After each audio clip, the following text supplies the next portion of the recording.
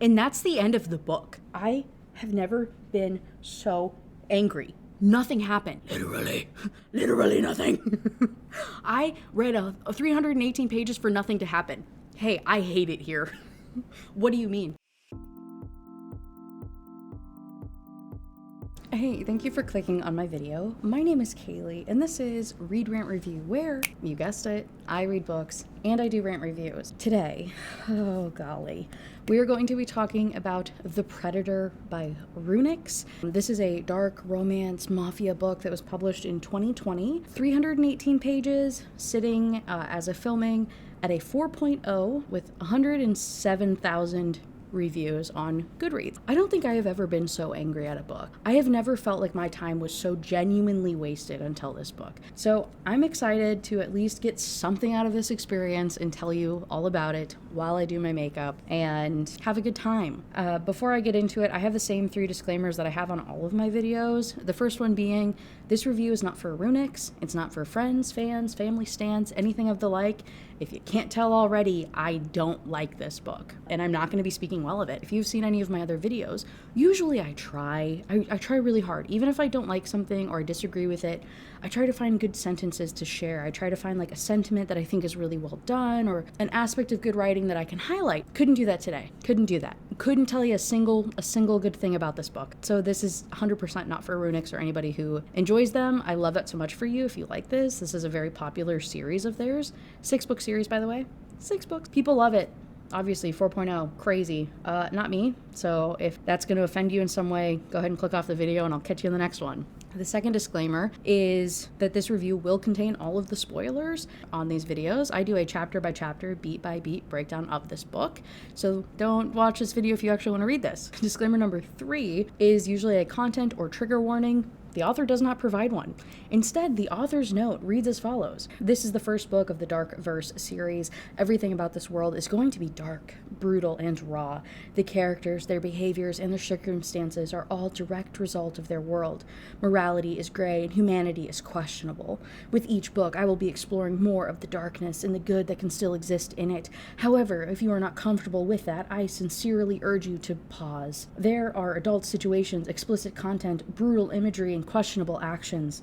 I hope you enjoy diving into this verse with me. Please note, I'll get to that please note in a second, don't you worry. So with the complete and sheer lack of true trigger warning, there is one that I would just like to highlight. In general, obviously, mafia stuff, it's dark. People suck, morally gray characters, there's some weird men being immature and holding grudges against women. What do you expect in a dark romance plot these days? It's not creative. But the core issue in this book revolves around the trafficking of little girls. Hey, it's not gruesomely depict. It's nothing about the experience that these little girls go through is talked about on page. There's like some kind of sort of insinuations, but nothing is explicitly done. But if that's something that makes you uncomfortable, I feel like maybe that should be something that is explicitly noted. Yeah, just saying. It is in the prologue, it is hinted at, but still, the other thing that the author notes. Please note, since the protagonist has an extremely high IQ, don't worry, we are reminded constantly about how much of a genius that our main female character is. There are certain repetitive patterns to her thought, things she finds fascinating she repeats to herself over and over. That is why you will note certain phrases mentioned repeatedly through the book. It's not poor writing, guys. It's intentionally done. The issue that I have with that off the bat that I will just get out of the way just to acknowledge things before we get into this. This book is written in third person POV, okay? If you are trying to depict a main character that is experiencing high IQ repetitive patterns, I'm not sure what the correlation between high IQ and repetitive patterns is. To depict such a thing, you would expect it to be in first person point of view. She's in her own head and she's repeating these things. We're in third person point of view, and the repetitive nature and the way things are phrased, I don't think is intentionally because of this. I think this was a last second save your ass. The editor called me on some shit and I don't want to rewrite it and make this a good book, so instead I'm going to act like it was on purpose before I get the feedback from the general population telling me my writing style sucks. Just saying. Now, have I been a little aggressive with the start of this? Yes. Admittedly, do I regret it? Maybe. Probably not, because if you're hearing me talk about it, obviously I didn't cut this out of the video. We are about to begin the book. Of note, like I said, I will be doing my makeup, and also I just got my nose pierced literally like 3 hours ago, and I got my little conch piercing over here. Hey, by the way, horrible idea. I literally have my shin tattooed, and I would rather go through that entire 12 hours of pain than get another one of these. A horrible experience. Don't recommend. 10 out of 10? Don't recommend. I'm in so much pain right now. Like, it's not the piercer's fault. It's just like a painful piercing. Not worth it though. But I do have a nose piercing. So my makeup's gonna be a little funky today because obviously I'm gonna be trying to not get stuff near my nose. I don't know. I also just wanted to tell you I got my nose pierced. I'm very excited about it. Anyway, onto the book. So we open our book with a 22-year-old Marana. She is a mafia princess, but not the damsel in distress, ritzy, sheltered kind of way, but rather a badass, right? We're initially presented and I was like, oh my God, she's going to be a really, really cool main female character. She has a super high IQ. Again, we are reminded 5 times throughout the book about how high her IQ is. Genius is said 5 times, and a reference to her high IQ occurs twice. She is sneaking into the rival mafia family's house to do some shenanigans. She is dressed up. She's wearing a wig. She's got some heavy makeup on. She's wearing clothes she doesn't normally wear, trying to sneak in order to confront one of the rival mafia's sons. The rival family is the Maronis. Lorenzo Maroni is the dad, right? Her dad and Lorenzo are like beefing. And then there's the kids. There's Dante. He is the oldest, so he is assumably the next one to step up and take control of the mob when his father passes away. But there's this other guy. His name is Tristan Kane, who was adopted into the family at a young age. He is not blood related by any means, but he is such a scary, crazy guy whose history and name is so feared that the assumption is that he's actually going to take over for the Maroni family when Lorenzo passes away, not Dante. Interesting dynamic. So she's sneaking into this house to confront Tristan for some shenanigans that he did. Okay, but one of the cool things that our edgy little badass has is the bracelet on her hand had been a purchase from the dark web with a hidden slot for an aerosol poison that wasn't available on the market. Kind of cool, I'm not gonna lie. And she goes on to describe Tristan. I told you most of it, but I will describe this to you. Tristan the Predator Kane. They called him the Predator. His reputation preceded him. He rarely went on the hunt, but when he did, it was over. When he did, he went straight for the jugular. No distractions, no playing around. For all of his unruffled attitude, the man was more lethal than the knife cutting into her thigh. She has some knives strapped to her thigh for, like, weapon. Okay. He was also the reason that she had come to the party, to kill Tristan Kane. Really, what she's there for is she was dating this guy who dared her, just on a whim, just like double dog dared her to see if she could do it, write these codes that could take down the world. Being a developer himself, he had challenged her to create the most complex set of codes that she could. Being a sucker for dares that she was, she had succumbed. Those codes were her Frankenstein, a powerful monster that went wrong, out of her control. They could digitally deface anyone, extract out every dirty secret from the deepest parts of the web, and destroy entire governments, entire mobs if it were to fall into the wrong hands. And they had fallen into the worst hands possible. Tristan, the Predator, Kane. Because apparently, according to her findings, Tristan had hired Jackson to pretend to be her boyfriend. Jackson got a hold of the codes, stole the thumb drive in which the codes were stored on, broke up with Marana, and just disappeared. So she's breaking into this house to get the codes from Tristan because they're just so dangerous. You just can't have those rolling about. That's just not a thing. And this is where I would just like to take a moment. You guys don't know this about me, but my literal life is in tech.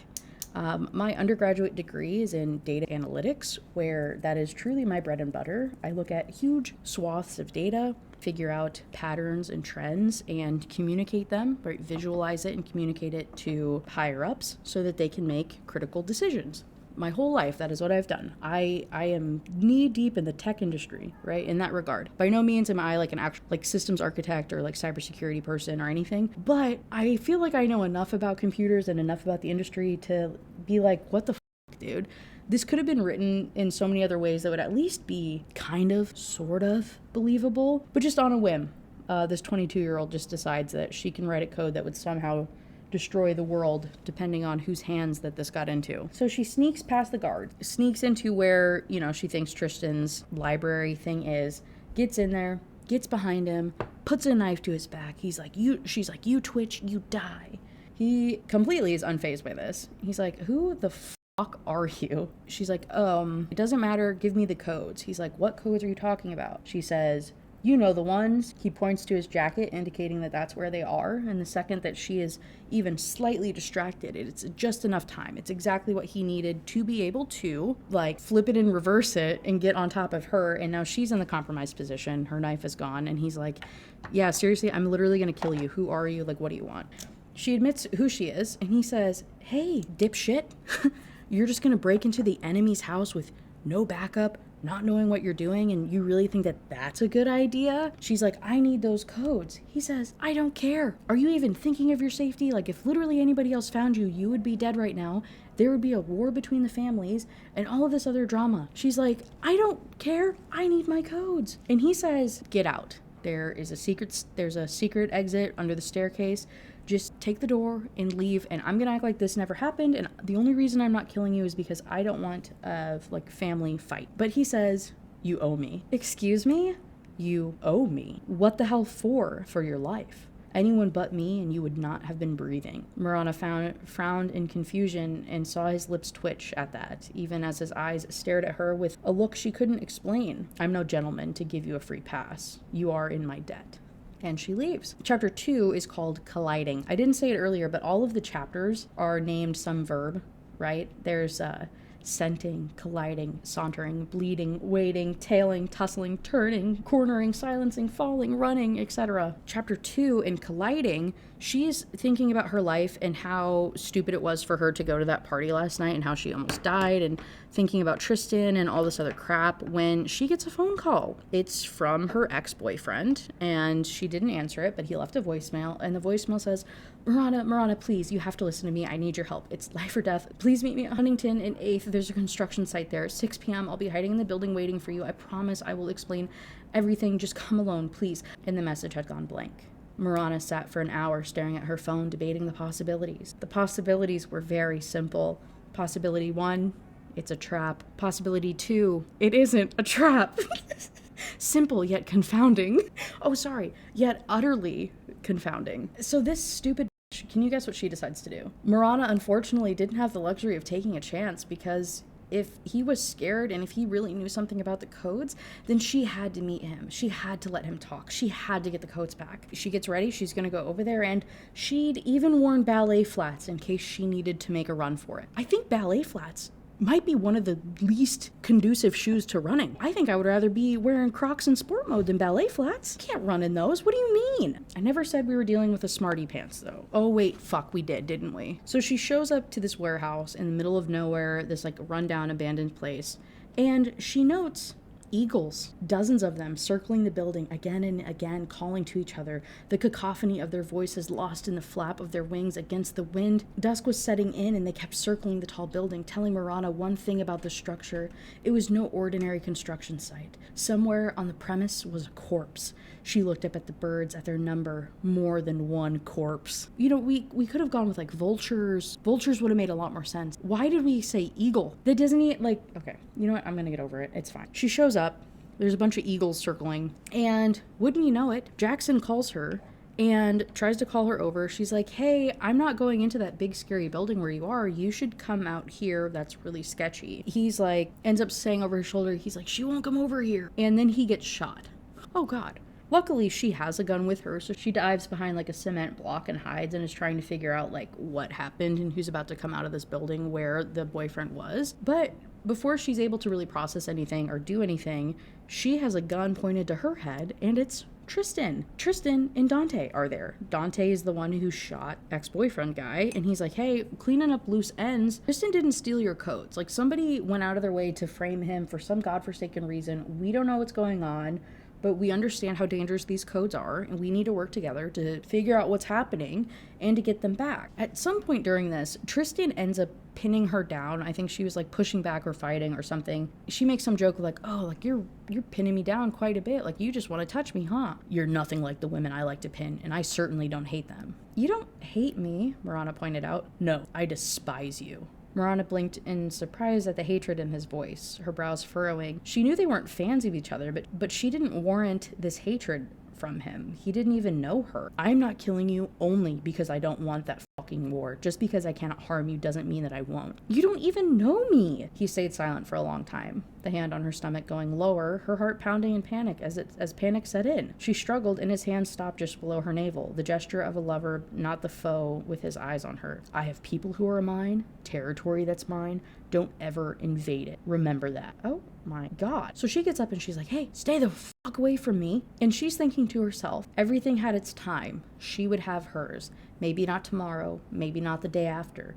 But the day after that, or the day after that, one day, someday, she vowed, with all of the rage pulsating in her body, making her shake till she couldn't feel her fingers from gripping the wheel so hard, the rage making her body heated like never before, the rage making her whimper for an outlet. One day, she vowed, she would kill Tristan Kane. Okay. So in chapter 3, she goes home deciding that, she needs to tell her dad what's going on. It's escalated too quickly, especially if she's going to have to work with the other family. There's just things need to come out in the open. But she's really nervous about talking to him because he's kind of an unforgiving guy. He's a literal mafia boss. Her mom ran away when she was young, and so it's literally just been her dad and her. And because of that, and he doesn't have any sons or anything, he has always been very open about the family business with her. She's very familiar with the family business and with her father's anger and the way that he handles things, and so she's very, very scared to tell him what's happening. But she knows that it's important to get ahead of this, because otherwise he's going to think that she's a traitor, and there's nothing worse than traitors. And she knows that if she gets that label, that she will be unalived. Her dad will have no problem unaliving her, because that's just how it is. As she's kind of getting this energy to tell her father what's up, and she's thinking about, all these things that have gone wrong, and she's thinking about Tristan, and she says, damn it, that man was a book of blank pages written in invisible ink that she had no idea how to discover. So much information, so many answers in the book, and all she got was frustrated. A book of blank pages written in invisible ink. So she gets to her dad's office door is closed, and she hears the bodyguard in there talking with her father, saying, it's for your daughter's protection. I understand. Her father interrupted whatever Thomas was about to say. It's not her protection that concerns me, it's ours. So they were talking about her, but what wasn't she ever supposed to know? What do you mean? Thomas voiced her own question. There was a long pause before her father spoke again. She's dangerous, but she has no idea how much. It's best if we keep it between us. Hey, we never find out what that conversation's about, in case you were curious. Never, not in this book. You know what? Hey, I'm gonna spoil this. We never figure out the codes thing in this book either. That's what pissed me off more than anything. I got all the way through. I read 318 pages. There is no progress made on the code situation. Who has them? I don't know. Are they used for nefarious things? I don't fucking know. It's literally not solved at all during any of this book, any at all. And so then you're thinking to yourself, Kaylee, if that doesn't happen, and they just have an open-ended question here, and that doesn't get answered, what is the book about? What happens? I already told you, fucking nothing.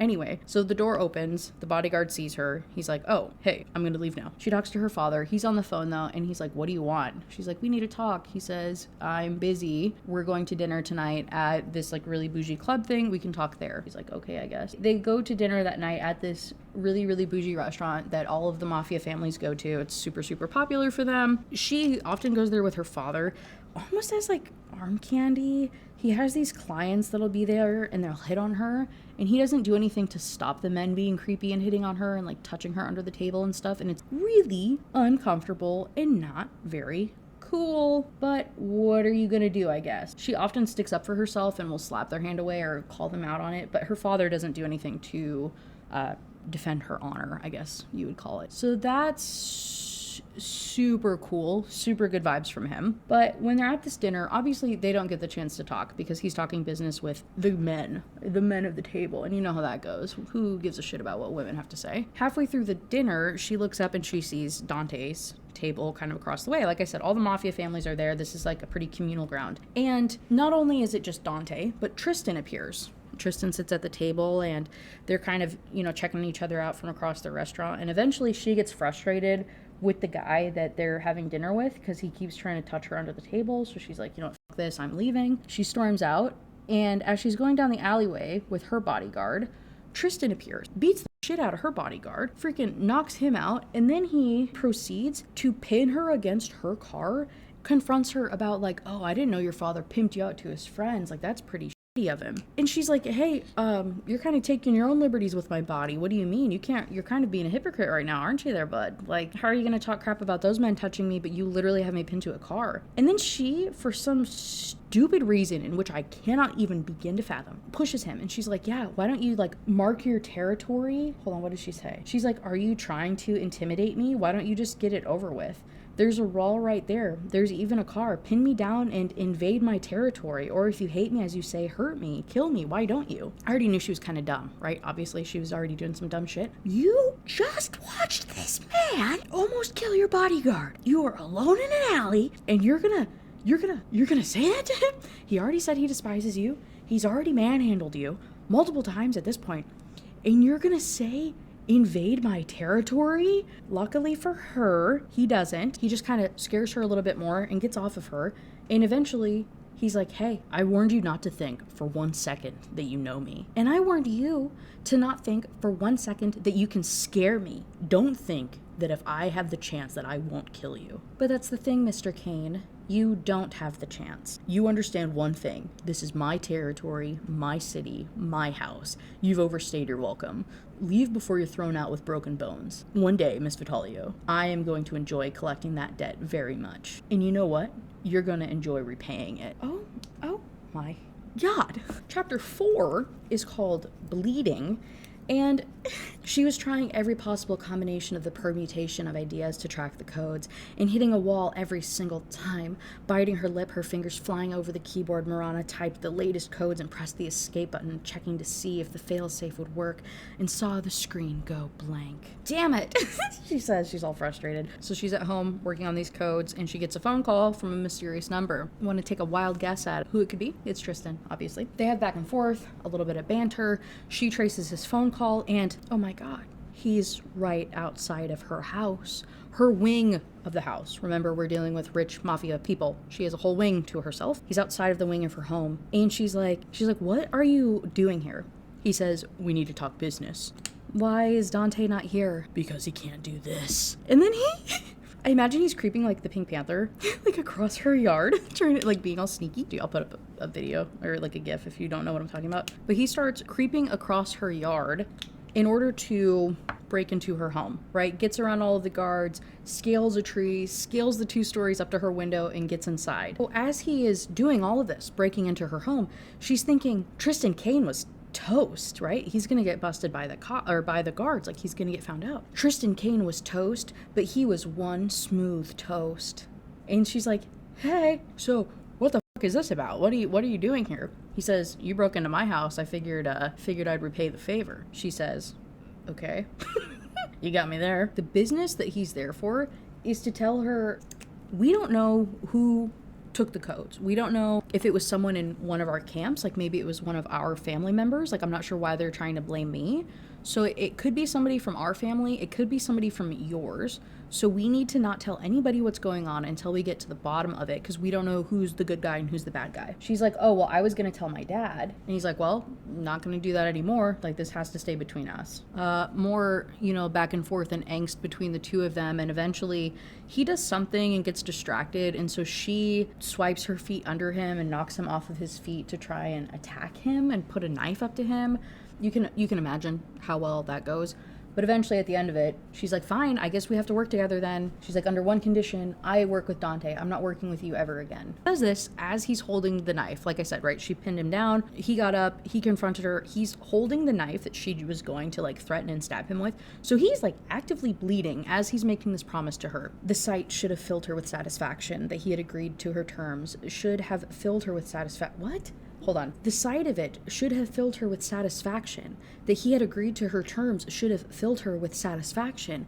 That he had left without a fuss and not turned this night into a disaster should have filled her with satisfaction. Bending, she picked up the knife, moving almost on autopilot, her thoughts scattered in the wake of a tsunami inside of her body, her emotions jumbled into an unrecognizable mess, her body trembling like a stray leaf in the storm. Walking forward, she dropped the bloody knife into the trash can, gazing as the red swirled and seeped into the white paper around it, seeping into it, scarring it, changing it. As she felt the wind blowing across her exposed skin, across her frayed nerves, across her clothed flesh, Marana felt herself be filled. But it wasn't with satisfaction. It was anything but satisfaction. That's the whole book. And that's the part where I think the author, I went on my tirade earlier, that's the part where I think the author is like, hey, no, she's doing that because her IQ is so high that she has repetitive thoughts like that. I don't think that's what that was. I hard disagree that that's what that was. I'm pretty sure it was just writing. Didn't want to rewrite it based off of editor feedback.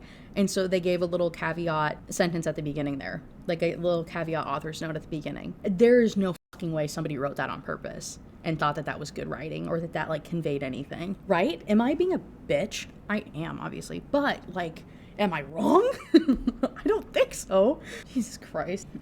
That's all my notes. I got to chapter 4 of taking notes before I gave up on doing this formally because I decided I wasn't going to waste any more of my time on this book and that I was just going to do it off the cuff while I did my makeup. So in chapter 5, she's going to a club. The outfit is the name of the mafia, mob, whatever, that Tristan and Dante belong to. It's known as the outfit. Don't ask. I don't know. But she's going to this club that's owned by them.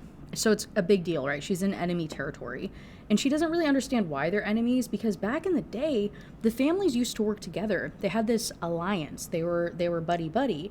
But it just isn't a thing anymore. And now they like hate each other and she doesn't understand what's going on. She doesn't really question it though, but she is aware that what she's doing is sketchy. So she, sneaks out of the house, goes across town, ditches her security detail that her dad always has following her. She like bobs and weaves through cars and is able to escape them so that, she can go to this club. She shows up. The guy at the door is like, it's invite only. She's like, I'm here for Dante. So lets her in. She gets in there, immediately spots Dante, and then Dante takes her to this VIP area so that they can have a conversation and they can talk business. When they get up there though, into the VIP area, Tristan's also there. And Tristan's there with this really gorgeous woman. She just can't take her eyes off of it. And she's very frustrated by this, I guess. Like, let's be honest with each other about what's going on here. She's jealous of this situation. And Dante apologizes. He's like, hey, sorry, I didn't know he was supposed to be here. Like, it's just a coincidence. Like, I didn't call him here. I came by myself like I told you that I would. That's just unrelated. He's like, okay, I guess. But she can feel Tristan's eyes staring at her constantly and checking her out. But she's trying to avoid it because she's like, I don't want to see him. Like, I don't want to see him with this woman flirting or whatever they're doing. But she does catch Dante looking at them constantly also. And she realizes he's not looking at Tristan. No, he's looking at the girl. Like, there's something between Dante and this woman that Tristan's with. It's kind of weird. But they carry on with their business talk. Dante's like, hey, we got some more information. Here's a thumb drive of what we were able to figure out. Got all this information together for you so you can go through it yourself and see what you can do. Work your magic, She goes to leave. She goes downstairs to the bar. She's like, okay, cool. Like, that was easy enough. And I don't know, I never go out. She's like, I don't really ever do anything. This is one of the few times I'm ever actually outside of my house. I'll get a drink. She orders orange juice. I don't know. She gets orange juice. She notes how sketchy the bartender looks, and she doesn't really like the way that he looks at her up and down, but she still takes the drink from the bartender. Can you guess where this is going? The bartender drugs her drink, and as he is doing so, Tristan appears next to her, and she doesn't want to acknowledge Tristan's presence, but when she finally does, it's because he catches her because she's falling over. She's like, oh my God. She realizes what's happening, and she's like, no, this can't be happening. Like, not here, not here. Very horrific, by the way, to be reading. I feel like maybe that should have been something in the trigger warnings. Luckily, nothing happens to her. I say that knowing that now. But when I was reading it the first time, I was like, ha ha ha ha ha. Turns out I don't want to read about women getting drugged. Hot take. Would like to be notified when that's happening. Not a big fan of that, but she's fine. Nothing happens to her. Begrudgingly, Tristan calls Dante. He's like, hey, she got drugged. I'm not babysitting her. Send Amara. That was the really hot, beautiful woman upstairs that he was with prior. Send Amara to come and take care of her. I'm not doing this shit. I'm not saving her again. Just a complete asshole about it, right? Amara comes downstairs, gets Marana, takes her upstairs until she sobers up a little bit. Next thing Marana knows, she wakes up in the passenger seat of her car and Amara is driving her home. She's like, hey, WTF happened? Amara says, don't worry about it. The club just got a little sketchy. It wasn't safe for you to be there anymore. So Tristan had me take you home. She's like, Tristan had you take me home? Like that asshole? She says, he's a little rough around the edges, yes, but he cares about women. He didn't want anything to happen to you. Sorry, I'm doing my eyeliner. This takes immense concentration. Give me 1 sec. She says, yeah, he's a little rough around the edges. I acknowledge that, but he doesn't want anything bad to happen to women. He's super protective of women. She's like, I heard the way he talked to me. What do you mean? He didn't give a shit about me. She says, that's the rough around the edges part, but hear me out. We get dropped lore from Amara that she is the daughter of the housemaid for the family. And when she was 15, she got kidnapped and it was Tristan who found her and then Dante protected her and she had her like throat slit. So she has like a very raspy, soft, whispery voice. Jesus Christ. She always wears scarves so people can't see the scar there. Okay, I guess. Tristan is the one who found her. Dante took care of her while then Tristan went back into the building and like unalived all those men who were hurting her. Hey, if y'all know me, I love me some revenge. I love a man who loves a woman. I love men who protect women. No complaints here. Just wish you wouldn't be a douchebag. You know what I'm saying? Still, they really care about women though. So yeah, they found out you got drugged. Tristan got super, super pissed off and he started pretty much like attacking the bartender. So we had to get you out of there. But reveals that Tristan is in the car behind them, like in the SUV that's following them. She looks behind them. She sees this SUV and she's like, what the f? This is so strange. Like, why does he care about me? Like, this is super weird. She's having these really, really conflicting feelings, but obviously she's happy that she didn't get got at a club. They continue talking a little bit and she realizes we could have been friends in another life. She's so sweet. She's so nice. Like, we could have had something. We could have been buddies, but such is life and rival mafia families and all this other stuff that it's just not a thing. And then she's like, realizing where they are, which is very, very close to her house. And she says, hey, pull over right fucking now. You can't roll up onto our property as like being part of the enemy, as part of the other family. And also I can't let my dad know that I got drugged or that anything's wrong because he's going to freak the fuck out if that's the case. Can't have that. So like, just pull over, let me get out of the car, let me drive home. Amara's like, dude, you literally just got drugged. She says, I'm fine.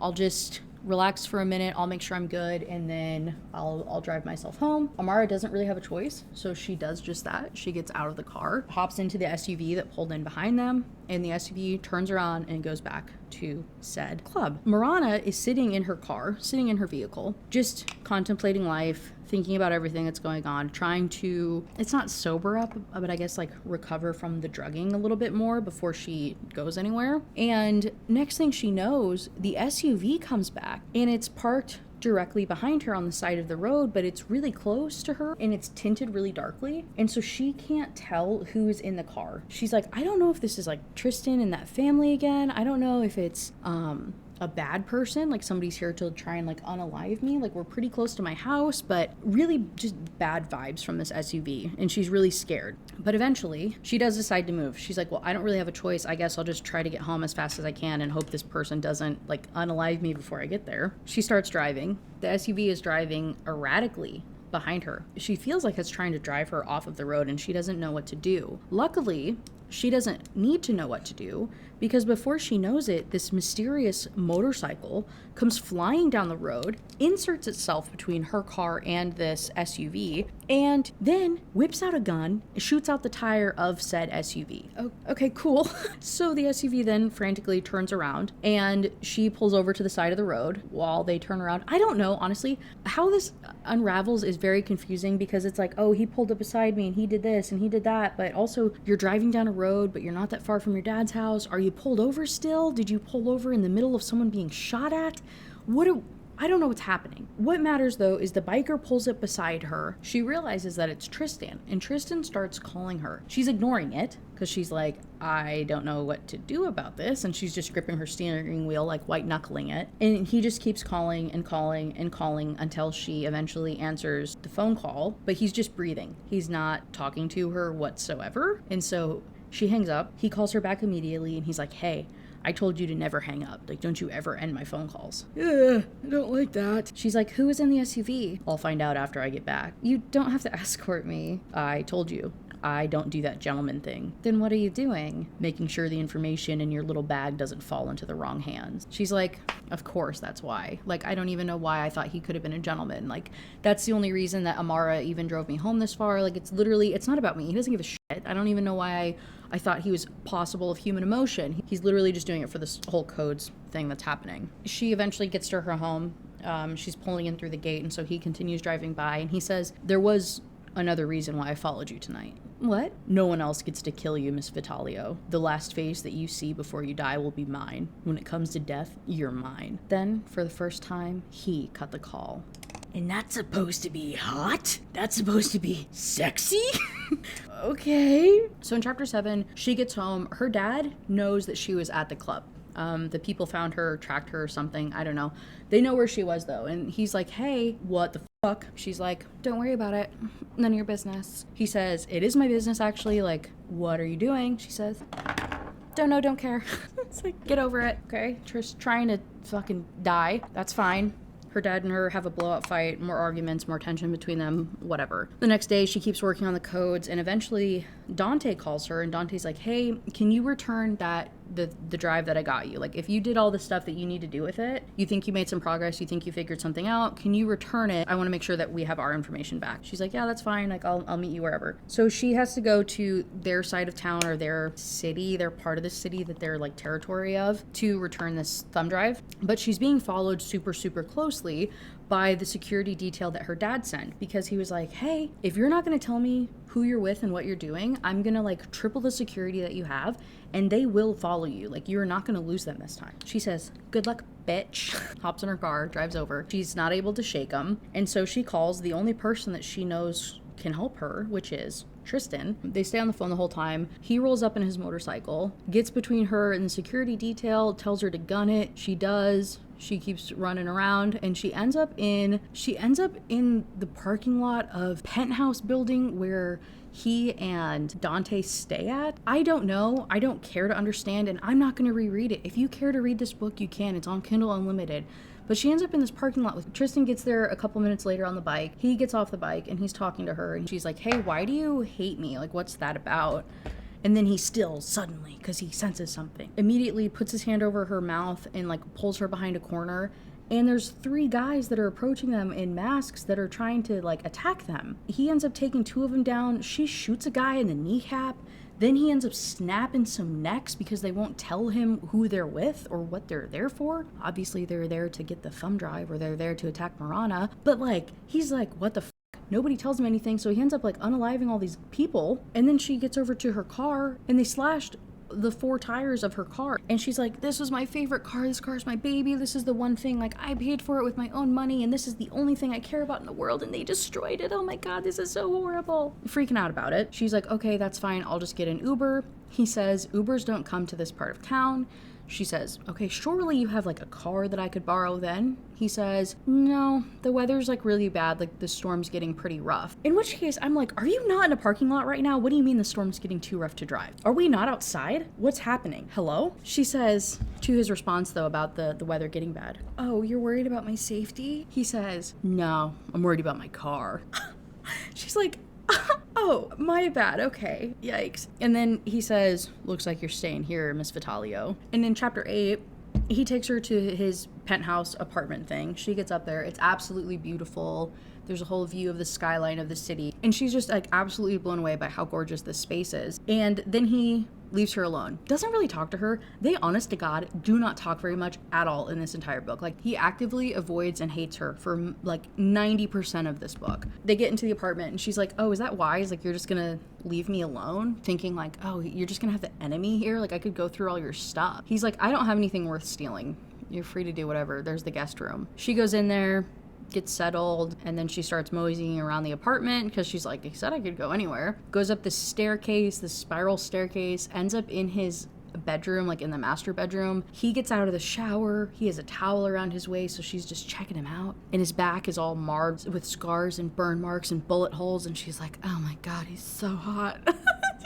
He turns around and sees her, and he just slowly approaches her like a predator. I need to look up how many times predator was used in this. Predator is used 21 times in the book. So he walks up on her like that though, right? Like he looks like he's on the prowl, like he's about to attack. Gets closer and closer to her until she ends up walking backwards pretty much into the staircase.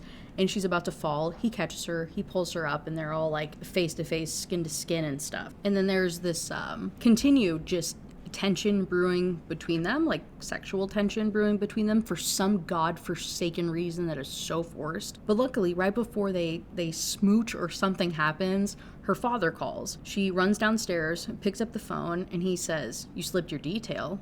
I said I would. Who was the biker? What biker? When are you returning? I'm not tonight. Internally thinking, maybe not ever. Another pause from her father until he asks, "Where are you?"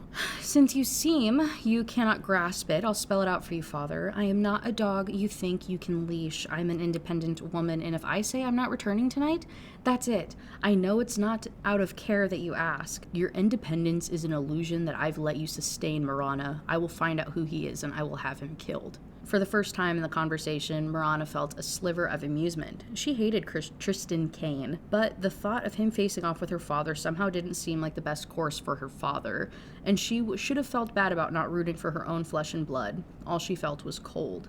Yikes. So Tristan comes downstairs, and he says, "So your father pimps you out to his friends and tries to leash you? What a man." "Pots and kettles. Did you forget the number of times that you tried to control me, Mr. Kane? I can remind you if you like. I'm nothing like your father, Miss Vitalio." "That's actually not true. You both try to control me and threaten to kill me. What's so different?" "You don't want to know." Ugh. "Actually, I think I do." He just ignores her. She says, "Okay, fine. Then who attacked me or who drugged my drink at the bar?" He says it was one of the bartenders. She's trying to get more information out of him, but then Dante walks in. He apologizes for missing the meeting with her. Right? She was supposed to meet up with him to give him back the thumb drive. He got busy taking care of some other emergency stuff. What emergency stuff? Who knows? We don't learn anything in this goddamn book. Sorry, I'm really mad about it. And she's like, "Oh, that's fine. Like, no worries at all. You know, I'll take care of my car, tomorrow, and I'll get out of your hair." He says, "Oh, no need to. Like, Tristan's already got it arranged. It'll be ready tomorrow morning for you." Okay. She's very confused by this. She's like, that's crazy. Like, I wouldn't expect Tristan to do something so nice for me, but it's probably just to get me out of his hair faster. Like, he probably doesn't actually care about me at all. Then Dante says, "Hey, by the way, I'm going out tonight. Like, I'm not going to be home at all. My apartment is literally like down one floor. If you just want to go down there, you can stay there." Tristan growls. He says, "She stays here." Marana blinked in surprise at the edge in his tone. It sent a shiver through her. She'd have thought that he'd be glad to have her out of his hair. Dante spoke up from beside her, addressing the man, a hand in his pocket. "It's a better option. You will return later and I won't. She can stay comfortably till morning." Tristan Kane didn't blink away from his blood brother, and another look passed between them. Tristan Kane turned his eyes to her, the force of his gaze knocking the breath out of her lungs. "You won't come to any harm tonight. Stay."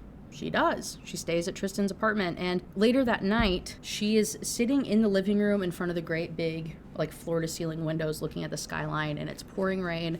And she is crying. She's having a very emotional moment about everything that's happening. What's happening? I don't know. She's just feeling emotional. In general, just feeling like she's so trapped in the position in life that she is, like being this whole mafia princess thing and her dad being a douchebag and just bad vibes, I guess. The whole code thing really has her messed up, and she's having a moment in front of this window until she sees Tristan out of her periphery, right? And out of the corner of her eye, he comes up and he sits next to her. He doesn't say anything for quite a while, just sits in silence until he says, "My sister loved the rain."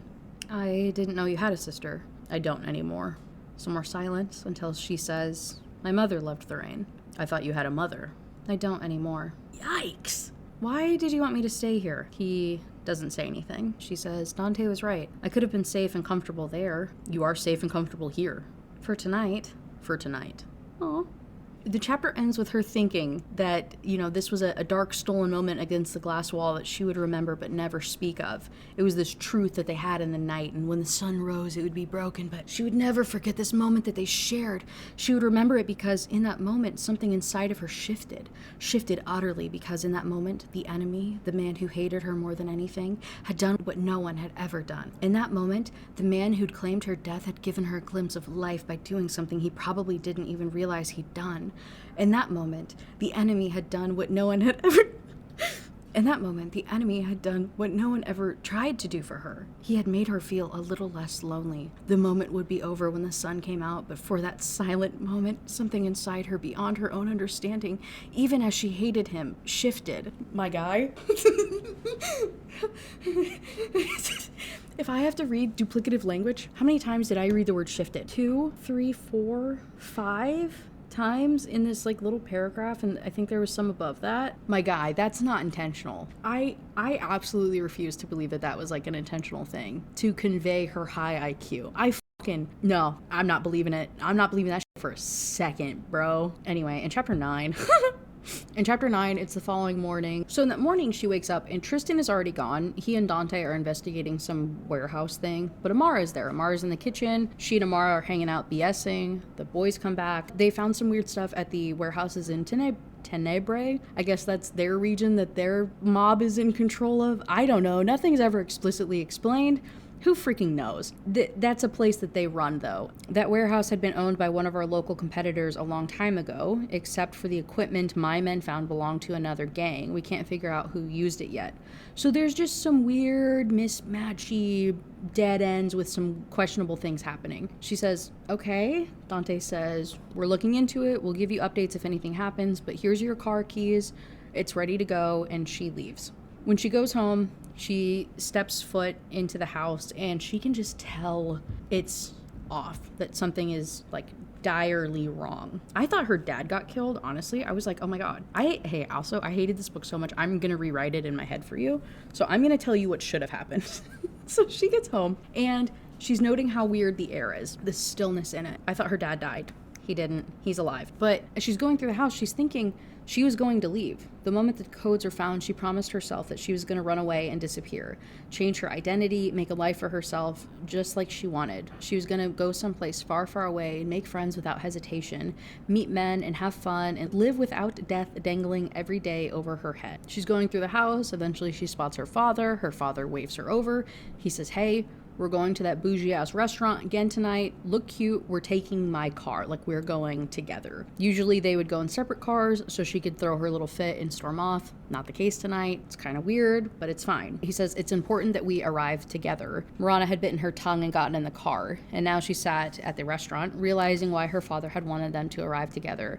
It wasn't dinner. It was a humiliating dinner. One of the men, a handsome man in his early 30s, sat beside Marana, trying for the third time to get his hand under the split of her dress. The first time she thought that it had been an accidental brush. Second time she brushed his hand aside with a stern look. This time though, her temper spiked and she threatens him. She's like, if you touch me again, I'll break your fingers. Her dad tells her to behave, and if you can't tell what's going on, it is the fact that he's trying to flex the whole I own your hand in marriage, I will marry you, which is what I thought was happening. I'm gonna spoil it for who fucking cares. I thought this whole book that he hated her like Tristan. I was like, I bet Tristan hates her because they're supposed to be arranged married and he knows about it and she doesn't, and that's why he doesn't like her. Not the case. God forbid it be that interesting.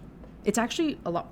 We'll get there. But that's what I thought was happening. Not the case. So he is, like Tristan said before, he's kind of pimping out his daughter right now. She gets mad. The outfit comes in, right? So Dante, Tristan, and a couple of their people, they sit at one of the other tables. And then the creepy guy touches her one more time and she can sense Tristan's eyes on her. So she's like, I don't want him to think I'm weak. I think he even texted her, telling her to not be weak and to stand up for herself. And so she does. And she snaps on this guy. And her dad tells her to go to the bathroom and get her together pretty much. So she does. She goes to the bathroom, and while she's in there, Tristan comes in the bathroom, blah, blah, blah, blah, blah. Tension, tension, tension. He's talking shit the whole time. What do you expect happens next? I don't even know why it matters, because it's literally just more threatening and him saying how much he hates her and how much of a coward she is and how stupid she is. And then he pins her up against the bathroom door and there's more tension and she feels his boner. And then he's like, your choice. What do you do next? And then she locks the bathroom door. So then they have sex. It's her second time having sex ever, because she only had it one time with the boyfriend guy from earlier. And that's the other reason too. So like right before they do it, he explicitly asks if she's a virgin, and she says no, all sassy. And that again, I feel like fed into my idea that she was supposed to be married off to him. And so that's why he asked about her virginity, because why else would you give a fuck? You're like, because why else would you care if not for this like societal construct thing within your culture of the like virginal bride thing? So mad that it didn't go that direction. Anyway, she says, yeah, I've done it. So then they do it. And then he's like, you're not as experienced as you led me to believe, huh? Ew. Anyway, finally, her dad, by the end of it, he's like, Tristan is, you know, about to make her, you know. And then her dad starts banging on the bathroom door. At that exact moment, that's when she finishes. It's so fucking weird and gross. I don't get it. Then they leave and just act like nothing happened. I don't know, dude.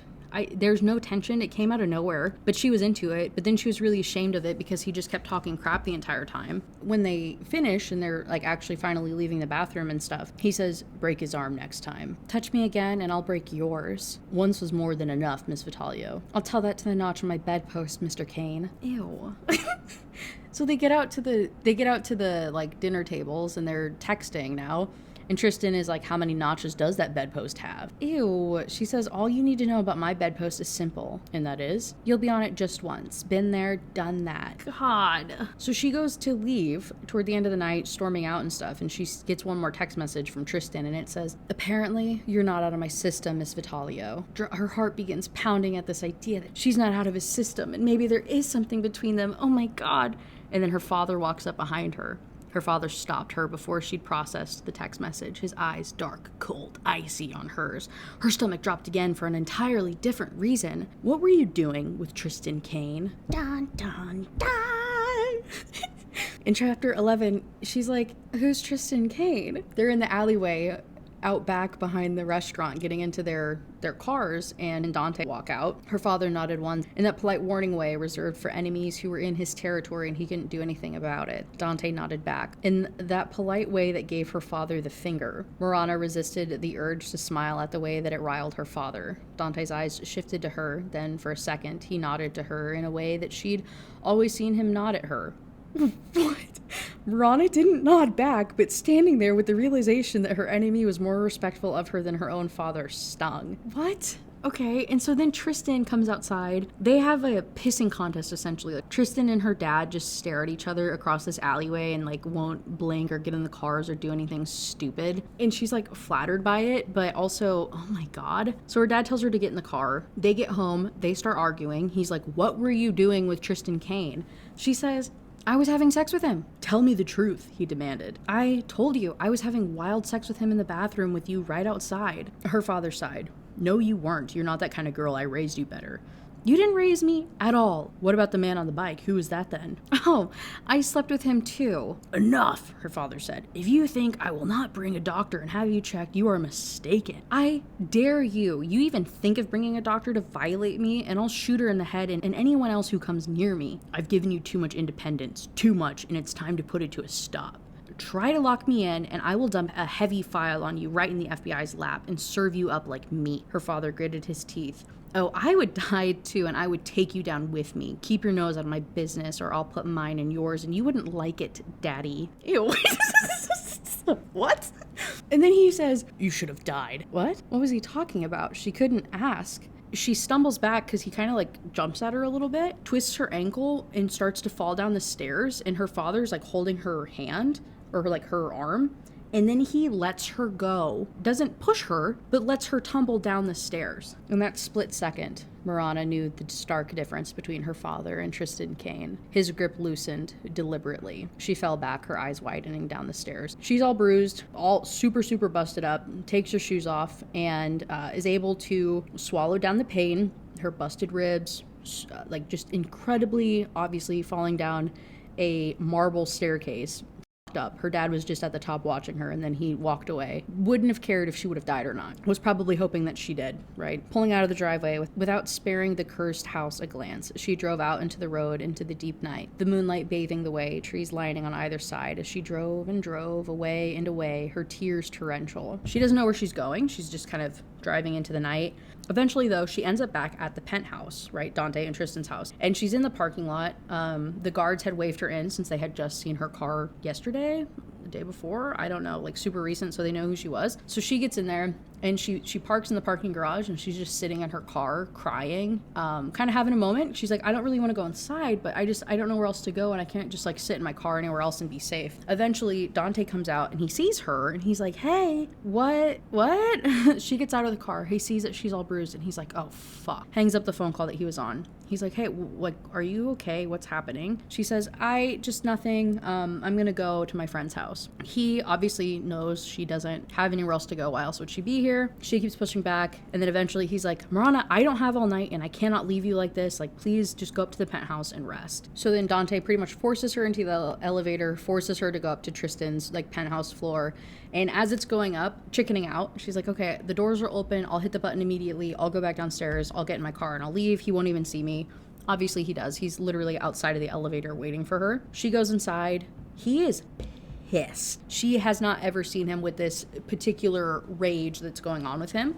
So she doesn't really know how to take it, but he just storms off. She's like, oh, okay, I don't really know what to do now. Eventually goes to the guest room and the door is open. The bathroom door is open. The shower is running. It's already steamy. He left her some clothes and some pajama bottoms for her to sleep in. He's actually being very sweet. Marana stood in the doorway of the bathroom, blinking back, the sudden tears welling up in her eyes, her heart unable to understand the man.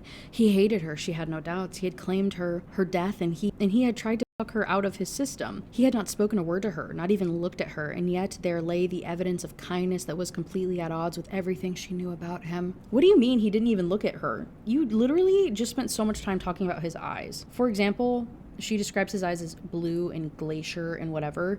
Blue is used 53 times in the book, and I'm pretty sure every single one of those instances is in describing his eyeballs. He looked at you. Shut up. Anyway, eventually she gets in the tub. She takes a shower. She's in the tub. Her muscles are soaking, and she's feeling relieved and clean. And, you know, even though she's obviously bloodied and messed up, she feels kind of better. When she gets in bed, she gets a text message from Tristan, and he asks, do you need a doctor? Why hadn't he asked that himself? Surprised, she typed back a response. No, I'll be out of your hair in the morning. She waited for a response after that, but it didn't come. In the morning, she wakes up and she hears Dante and Tristan talking in the kitchen. She can overhear it, so she listens for a little while, and Dante is telling Tristan that he has been called to Tenebrae. Again, I don't know what the fuck that means, but it's pretty much being called back home. The dad, Lorenzo, is calling Tristan to come home to deal with whatever mess. Tristan says, no, he can fuck off. I have other stuff to deal with. I'm not going home. Like, I'm not going back. Dante's like, dude, you have to. She shuts the door. The conversation ends. Tristan texts her. He says, how much of that did you hear? Enough to know that you're leaving. Relieved, are you? Doesn't bother me either way. There was a pause for a heartbeat before another message came. There are painkillers in the drawer. Rana looked at the message for a long time before closing her eyes and going to sleep. No worry in her heart. If Tristan Kane killed her in her sleep, it would probably be a mercy. Her father had placed a tracking device on her vehicle, so she gives him the car keys, and then Tristan gets a phone call. He's like, shit, he's already here. Hold him off. So then he runs downstairs to go and confront the dad. Assumably that's who's like coming. And it's Amara and Marana in the living room, and they're looking out of these huge windows, watching the shenanigans that's happening down the road. I guess like the group of SUVs, like her father's SUVs and henchmen and stuff are coming, and then like Dante and Tristan and whoever and their henchmen like were the SUVs, and they met in the middle of the road. And it was like a pretty tense back and forth. Then they left, and then it is what it is. Marana asks Amara, she says, what's happening? Amara took a deep breath. Your father came looking for you. He tracked your car here. It hit her at that moment, watching it from the glass wall. It had all been a setup, and she had fallen exactly with the plan. And then Marana asks to borrow Amara's car. Their names are too close together for this fucking story. She's like, hey, can I borrow your car? Amara says, me way. She says, I can't let you go, Marana, especially not with the situation as it is right now. It could turn into a bloodbath and Tristan would never forgive me. Marana realizes. She says, hey, you know why he hates me, don't you? Yeah, but it's not my story to tell. What can you tell me? And Amara says, how much do you know about the time the alliance ended? Not much. Look it up. That's all I can tell you. Marana sighed, knowing the woman wouldn't divulge any secret. Even she admired that. So she texts Tristan instead, and she's like, hey, I need my car. And I'm like, is he not down there literally fighting? Isn't he a little busy to deal with you right now? But I guess he has her car keys, and so he texts her, and so she texts him and she's like, hey, I need my car keys. He says, what for? She says, I'm leaving the city. I have a friend that I've spoken to. Unspeak to your friend. If I'm not leaving the city, you sure as hell aren't. You don't get to decide that, Mr. Kane. We have unfinished business, Miss Vitalio. Apparently, you're not out of my system, Mrs. Vitalio. His words rattled her mind last night. It had been just last night. It seemed like a lifetime.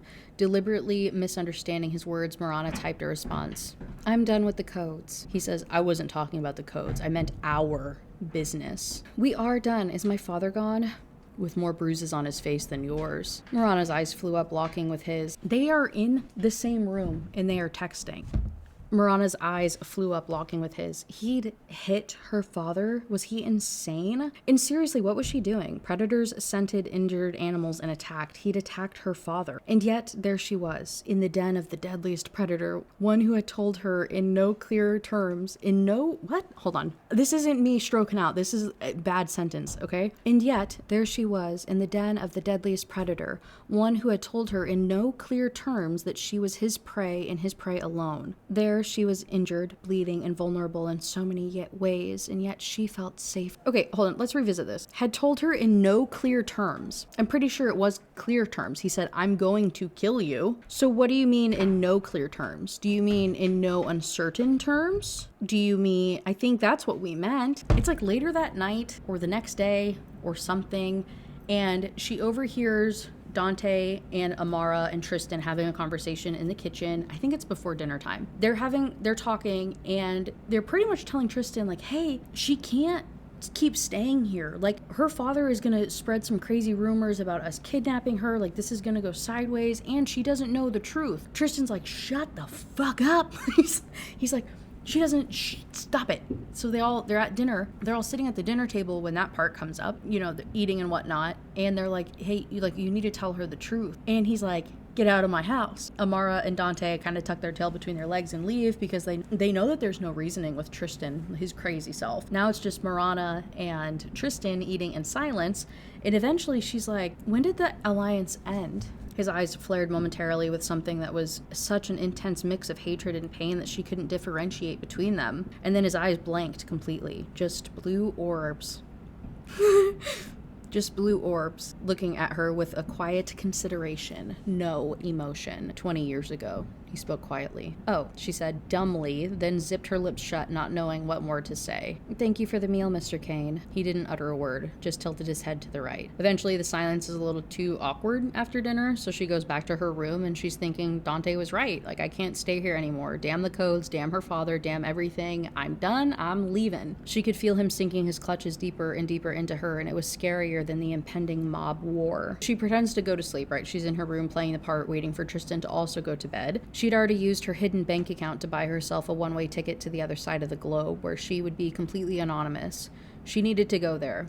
Away from this world, away from her father, from this mob, from him. She had to go so she could give herself a chance for something better, for happiness. Maybe she'd find someone who'd made her heart race and her blood heat, someone who understood her in her silence and protected her because he wished to, someone who challenged her on every level and treated her as an equal. So she is about to sneak out of the apartment, but she couldn't. She couldn't leave yet, not without clearing her conscience.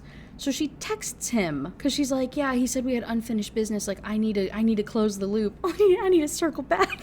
So she shoots him a message. Mr. Kane, thank you. I wish you well. Sends a text, gets on the elevator, goes downstairs to try to leave in the middle of the night. She had not taken more than 2 steps before the sound of a door bursting open shot through the silent lot like an errant bullet, piercing straight through her heart and making Marana grind to a halt as she jumped and looked towards the door, the stairwell door. It was Tristan. He's not wearing a shirt. He looks very haphazard, like he just threw on a pair of jeans and came immediately storming down there. And he says, Don't you know to not run away from predators? Sweetheart, we like to hunt. She tries to bolt for her car. He catches her like immediately. Again, he's like holding her body and it's like sexual tension and like whatever. She was so curious, so lured by whatever this bizarre thing between them was, this thing that made her feel safe for the first time in her life, even as he promised to kill her, that she could not leave. Hey, how many times have I read that to you out loud, guys? You just know that that's like a third of the times that it's actually said in this book. Nothing has happened. And for some asinine reason, it thrilled her. She wondered if she'd sent him the message subconsciously because she'd been aware of this. Had she? She didn't know. That was exactly why Tristan Kane scared her so much. Not because he was killing her, the her she had known her entire life. Did I just have a stroke? That was exactly why Tristan Kane scared her so much. Not because he was killing her, the her she had known her entire life. She admitted the truth to herself as she stepped into the elevator that would take her up again beside him. Tristan Kane terrified her, but it wasn't because of the death he was bringing her slowly, the death he would bring her one day, the death he raised in her. The death he raised in her? No, it was the life. Hello? 8,500 people highlighted that. Tristan Kane terrified her, but it wasn't because of the death he was bringing her slowly, the death he would bring her one day, the death he raised in her. No, it was the life. What the fuck do you mean the death he raised in her? Is this just... I genuinely... I have read some poor writing on this channel, right? I have consumed H.D. Carlton. I've consumed Penelope Douglas, Colleen Hoover, Lucy Score. I have a whole fucking playlist of terrible writing. I think this takes the cake. And I'm not trying to be a bitch. Obviously, that's all I know how to be. But I'm not trying to be one, genuinely. I just like... I had to reread so many sentences in this book, and not in a like enjoyable way or a poetic trying to, you know, understand the deeper meaning and the implications and the foreshadowing of what the author's trying to convey to us and really appreciating the art in which they are conveying a message. I just don't know what the they're saying. I don't understand what they're trying to get me to understand just because it's written so badly. Chapter 13, she's doing more research on the Alliance, but she can't really find too much about it. All that she knows was it had ended 22 years ago, 2 days after her laughable escape attempt, 2 days of living inside the guest room like an actual guest and not someone despised. The seething mess of Morona's emotions were finally calm. For the first time in a long, long time, Morona felt in control. She felt she was seeing things clearly and logically again, not letting her emotions run roughshod over her in raging waves. Whether that was because she'd come to face and accept some facts about herself, or because Tristan Kane had largely been absent from his own house doing God knew what for the 2 days. Morana just knew her cool, composed head was back, and she was grateful. She didn't like feeling off kilter, uncontrolled by her own body. Uncontrolled by her own body.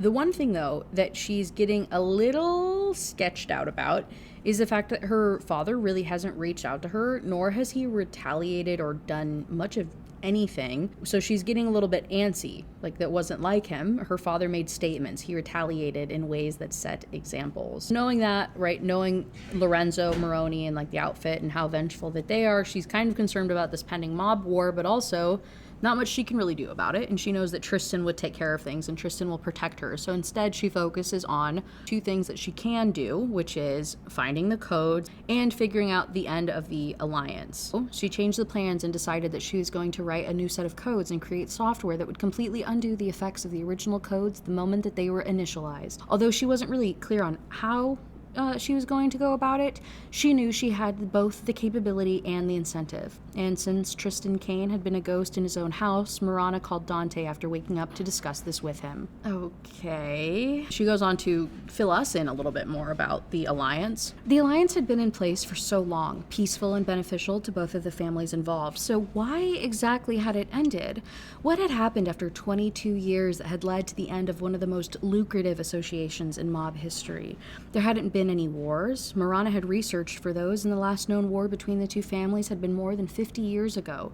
It was the end of that war that had created the Alliance. For almost 3 decades, it had worked well. So what happened? And more importantly, what did that have to do with Tristan Kane hating her? How did everyone else know about it? She hadn't even known much about it the Alliance, which was surprising considering that she had grown up listening to everything her father and his men had talked about. She'd known of the outfit and its people through word of mouth. She'd known of the many players around the area through those conversations. So why had she never known the Alliance? Had they purposely never mentioned it in front of her? Or was she imagining things? Why would her father hide from her the very thing that made his enemy despise her? Marana picked up the phone and logged into her personalized search engine. Continuing reading her old research on the topic quickly, she prayed for some good leads as she combed through the content. Dante eventually comes to talk to her, and, she catches him up on business and kind of about the codes and some of the additional research that she was able to figure out on what's going on with that. And she was like, don't you think it's weird, all of this, the timing of it all? Someone pretends to be Mr. Kane, steals the codes from me, taking extra efforts to frame him should the codes be used, enough to get my attention, which had I not been me, would have meant the attention of my family, and then someone pretends to be the outfit where you guys used to do business and takes the profits while framing you for the losses? Really? What are the odds? It's all connected. What? How could she have not seen this before? There was a clear pattern.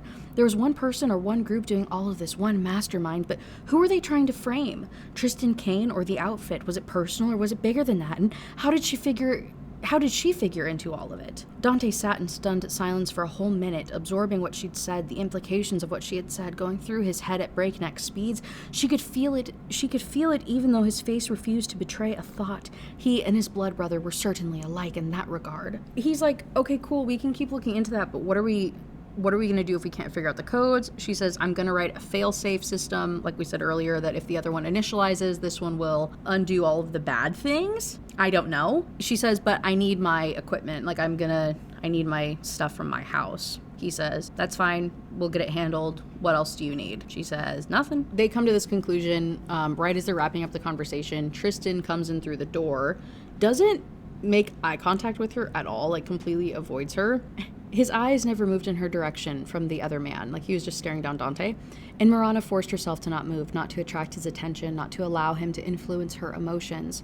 She liked her level-headed self a lot, thanks very much, and this man made her want to scream like a banshee on crack, which, although wasn't the most enticing imagery, was very appropriate. In the next paragraph, the note I have says, am I stroking out? It also helped to know that first, he had avoided her for 2 days, and second, that he usually never addressed her as long as there were other human beings in the room. She didn't know his policy on cats or puppies so far, so she was safe from her banshee self for a little while longer, and if all worked out the way that it had been, he'd be gone and she'd be rational. She didn't know his policy on cats or puppies, so what does that mean? That's the entire, I pretty much just read you all of the context for that sentence. Is she saying the banshee thing? She's comparing the banshee to the cats and puppies policy? I don't know what's happening. She ends up falling asleep on the couch. She wakes up later that night with a crick in her neck, and she can feel Tristan staring at her. Okay, and so she's like, well, if he wants to stare, then I'll just put on a show. So she gets up and she stretches and tries to tease him a little bit in the dark of the apartment. I don't know. So then he texts her because they don't have conversations, they don't talk. So he texts her and he says, meet me in the parking lot in 5 minutes. Marana could have spoken. She could have talked and asked him why, but she didn't want to break the silence, this moment where she was sitting in the dark alone being watched by him from darker shadows. Planning to make me go somewhere, Mr. Kane? On the contrary, I'm planning to make... On the contrary, I'm planning to make you come somewhere, Miss Vitalio. 5 minutes. Oh my God. So they go down, so she hears him leave the apartment. So then she goes to her room, she gets changed, she goes downstairs, and he's on his motorcycle and he gives her a helmet. She's like, whose helmet is this? Because it's obviously a feminine one. And then she regrets asking. Whatever, it's stupid. They get on his motorcycle, they go for a ride, okay? She's obviously holding on to his waist so she doesn't fall off, kind of drooling over, feeling his muscles and all this other stuff. And the bike purred under her like a content beast being stroked seductively by his lover. Ew, it's just a fucking bike. As they're driving, these fast speeds and changing lanes and stuff, and she's feeling alive. And so she just starts yelling. She kind of clamps her knees tighter around him so she can let go of his waist, and she's like, this is the time of my life. don't get me wrong, like, I've been on the back of a bike. I get it. Like, totally understand the appeal of riding motorcycles, 100%. That's crazy, though. Today, for the first time, she was just a woman with no past and no future, just an endless road with this man, this freedom, and this life. She couldn't contain the loud shout of pure exhilaration rushing through her lips, the loud scream announcing to the world her joy, letting the man controlling this bike know she was enjoying it. She was not inhibited about it. Marana spread her arms, closing her eyes, feeling the wind rub against her, feeling him rub against her, feeling the bike rub against her. She yelled even louder, unashamed, unbound, unchained. She let herself feel deeper, uncaring, unhinged, unabashed. It was just a bike. It was just a ride. It was just a man. It just was.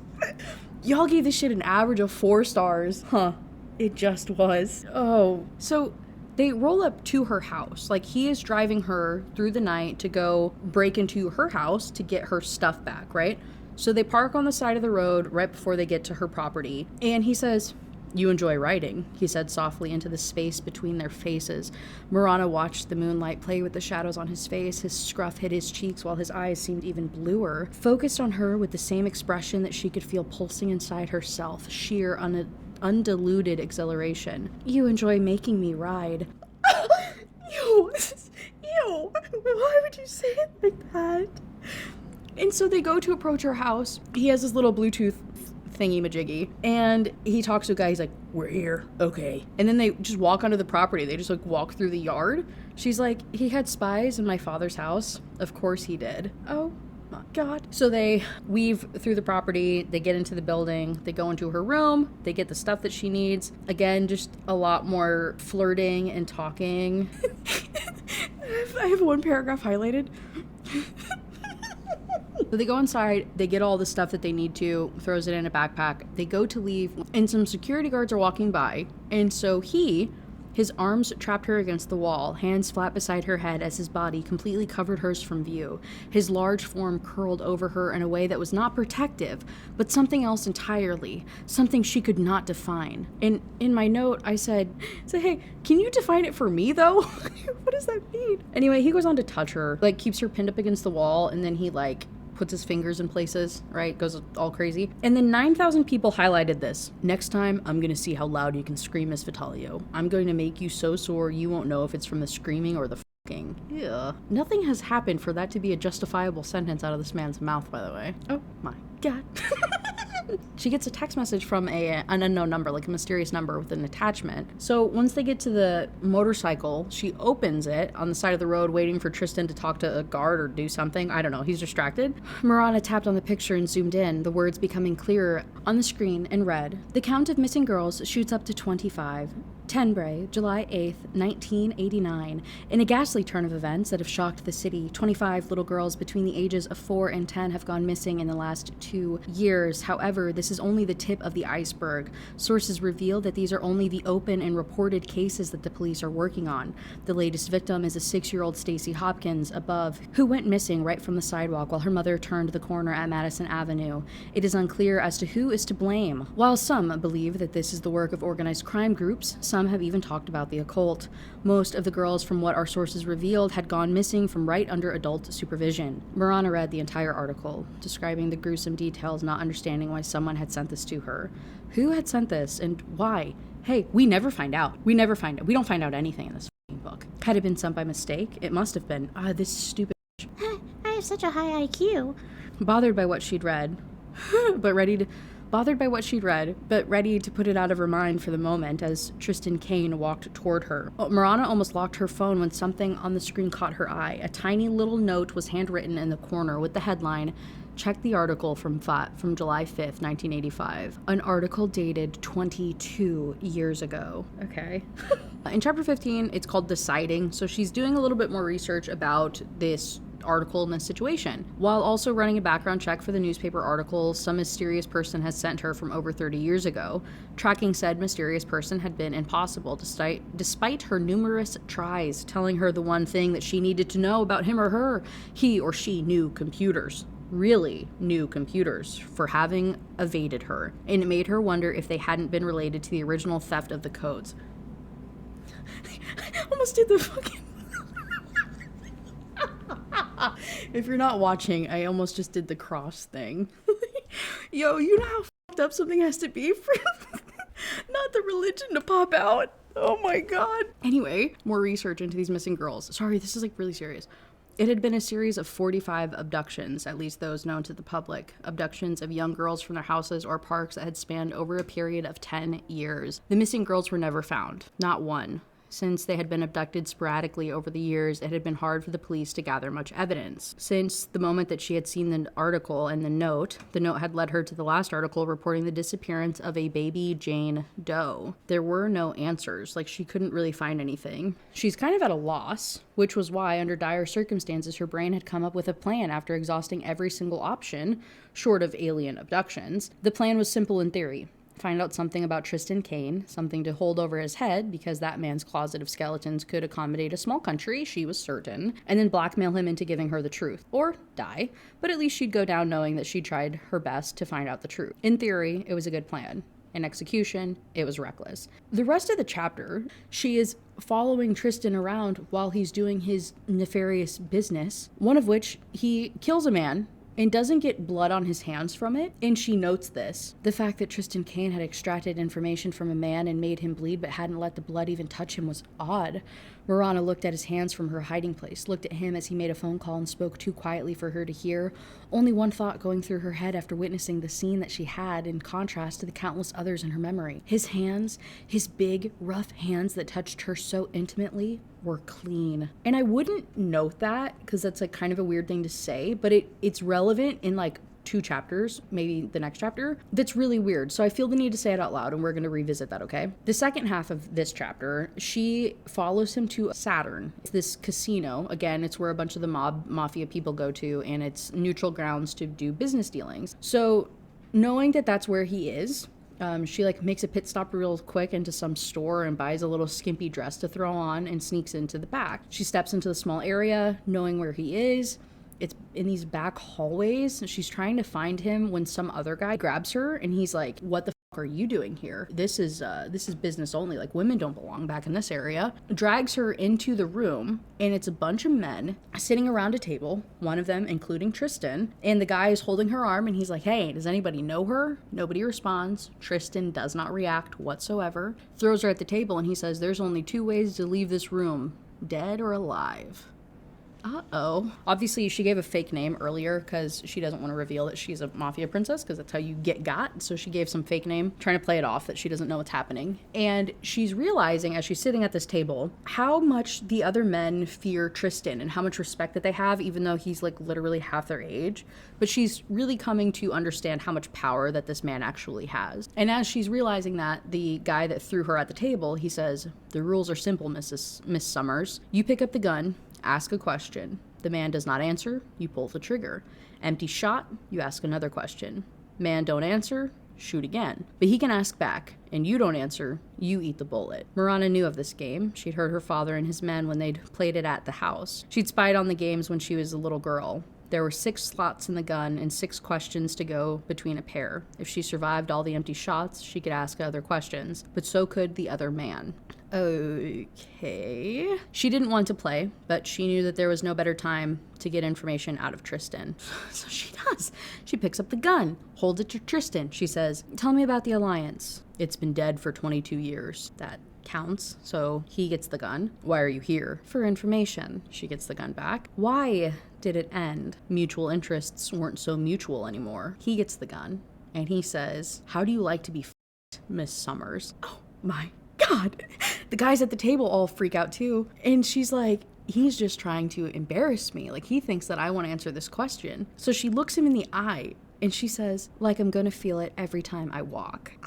Something flared sharply in his eyes for a second before it was gone. She'd have missed it had she blinked, but she hadn't blinked. She'd seen it, and she knew he'd been remembering the question that he'd asked her against the wall of her father's house, the question that she hadn't answered for him, which was, he asked if she could still feel it, I think, or if she was still sore from the other day or something. Guys are all chuckling at her answer as well. They continue to hit on her. She takes the gun back. It's her last question that she gets to ask Tristan. What happened to break the alliance? 2 parties disagreed on matters but didn't want a war. Alliance ended. His final question is, what do you know about my history and alliance? Marana felt her throat lock. She knew. Oh, Lord, she knew. She knew his sister had been one of the girls missing. She'd figured it out pretty quickly into her research, knowing that it had been 22 years ago, which would have made him 8. What she didn't know, however, was what it had to do with the Alliance. But as she looked at him, looked at the men around the room, all older than him, all afraid of him, respectful of him, of the Predator, in a world where reputation mattered more than lives, none of them knowing a thing about Tristan Kane, Morana's heart clenched. He'd shared the memory of his sister with her on that rainy night. He'd volunteered that memory on a lonely night, just a lone man with a lone woman giving her a truce, a respite for a few hours. He had the gun pointed at her heart, and his eyes remained hard and cold, but Morana knew that she could not die, knowing that she'd betrayed the one beautiful, powerful memory she had. He'd given her something incredible that night, something that her soul was so immensely grateful for, and she could not that for her own means. Hey, why would that be the word that we would use? That for her own means. She could not repay that small truce from him despite his hatred with this betrayal. He'd cracked a small light for her. She couldn't suffocate it. So she closes her eyes, expecting the gunshot. Suddenly, the loud bang made her flinch. Her heart stopped. Right before her eyes flew open on a loud intake of breath, her teeth grit in pain as fire burned down the length of her arm, flames licking along her flesh as agony seared through her. She'd been shot on the outside of her arm, right where the bruise had been from falling down the stairs. The bullet wasn't even in her arm, it was just a graze. He'd not killed her, not even injured her severely. Something changed in that moment that she chose to keep silent instead of speaking, forfeiting her life, and he chose to shoot her in the arm instead of her heart, sparing her life. Something between them changed.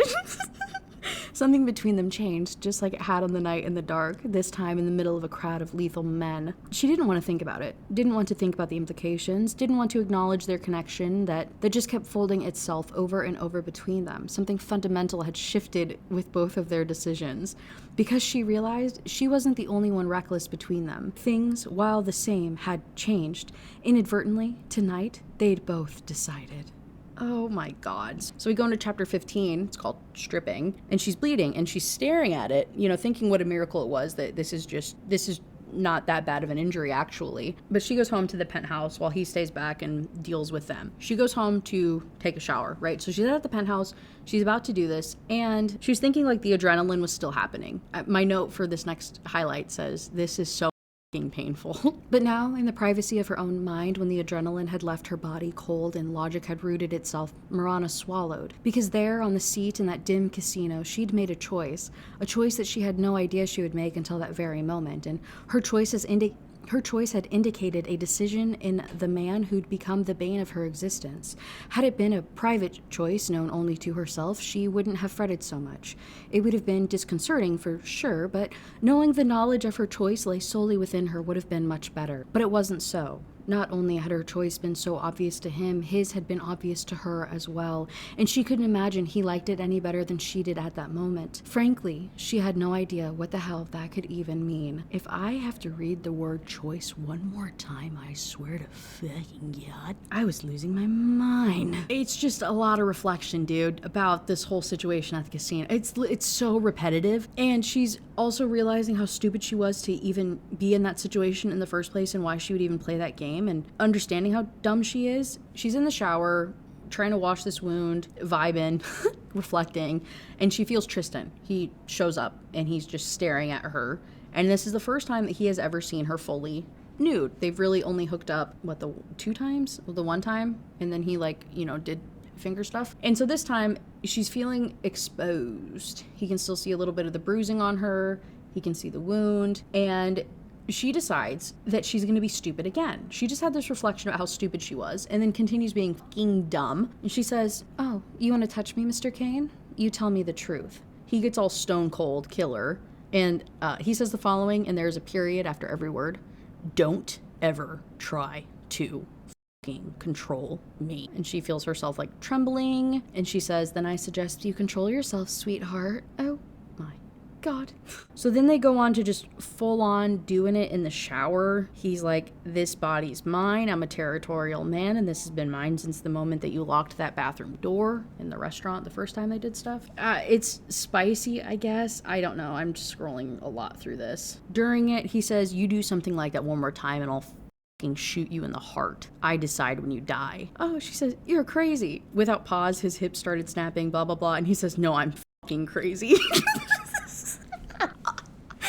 That's actually funny. He finishes. She opened her eyes only to see those hands clenched into fists against the wall, tight fists that made his arms shake. Why? One word, guttural, spoken in that low voice, the voice that shook, asked so many questions in that one word. She understood some of them. Why had she not sold him out when she'd had the chance?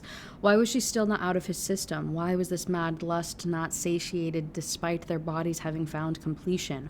Why had she followed him? Why? There were so many questions in there, questions that she didn't understand, questions that she was certain he wasn't even aware he'd asked. Why? Why was this happening? Why did she feel this connection to the one man she should run away from? Run away from? Why was she feel this connection? Why did she feel this connection to the one man that she should run away? Holy shit. The one man that she should run away from. Why did he make her feel so alive when he told her that he wanted her dead? Why hadn't he killed her yet? Why? And then suddenly, he pulled back his hand and punched the wall above her hand hard. God damn it, he yelled. And he curses a whole bunch more, and he just keeps beating the shit out of the wall next to her head, and he kept punching the wall until his knuckles cracked, until the wall dented and the plaster became smudged with red. And through it all, through that entire display of rage, he never touched her, not once. Like I'm supposed to be happy about that? As if that's not horrifying regardless? Oh my god. Anyway, so then she realizes, though, the once smooth white wall beside her hands was cracked, fissures appearing in small grooves in it,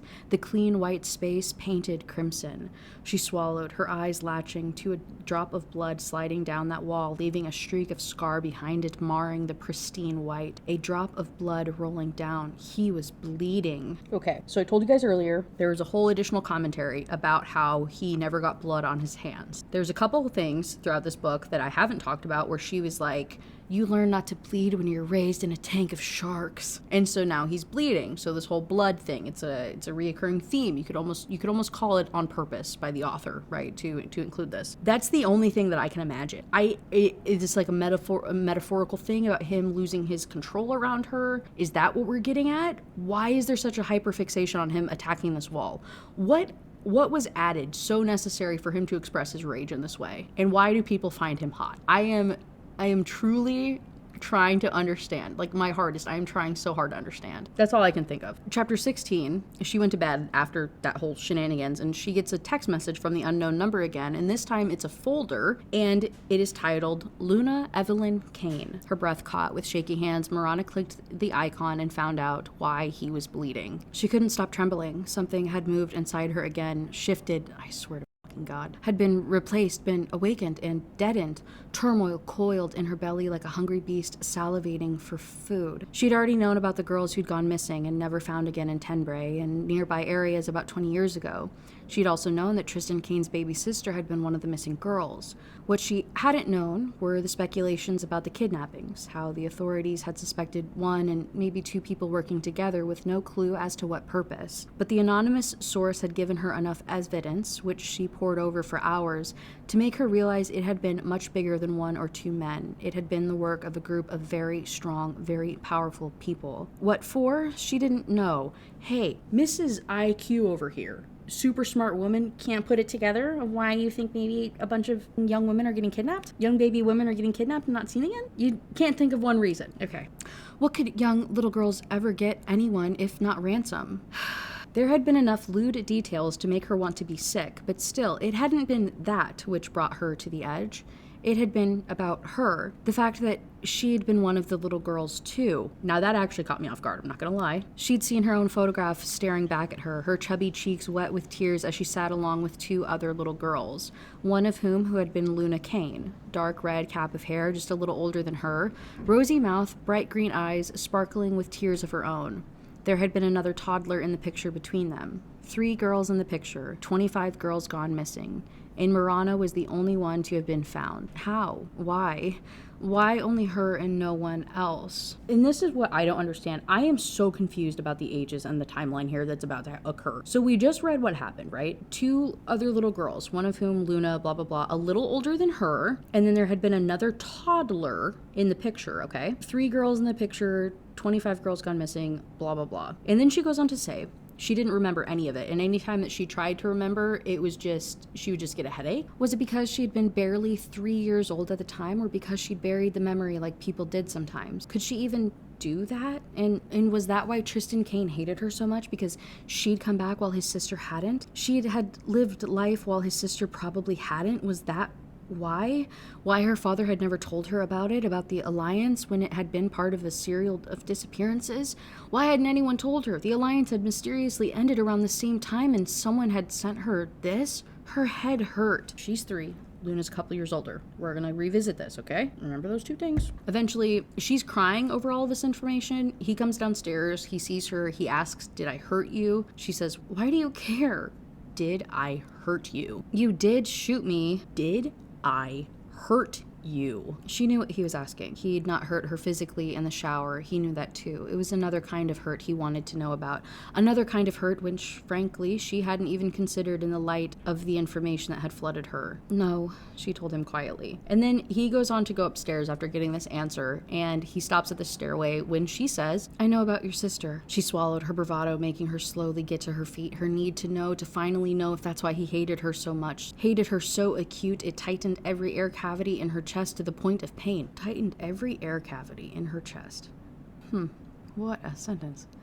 Because if he had hated her for being alive when his sister most likely wasn't, she really didn't see any way forward for them. And looking at his back, at the multitude of scars littering his flesh like lovers' kisses after witnessing that moment of utter pain and agony bleeding from him not hours earlier, she wanted a way forward.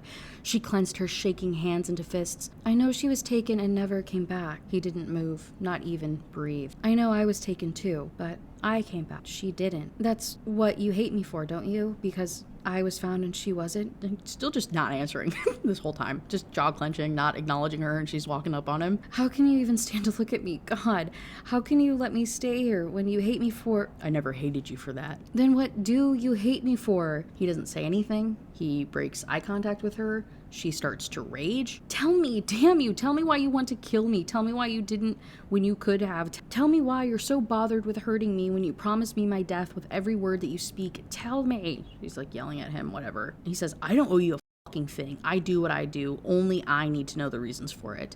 Not when they affect other people, which in this case happens to be me. Not my problem. It is if I start believing you're full of shit and hot air. You're losing your touch, predator. You forget I haven't really touched you at all." Oh my God. Other than the whole finger thing, when they were in the bathroom and then the other like when they were on the bathroom at the restaurant and then in the shower thing, they like haven't kissed at all, and he hasn't put his hands on her in any way.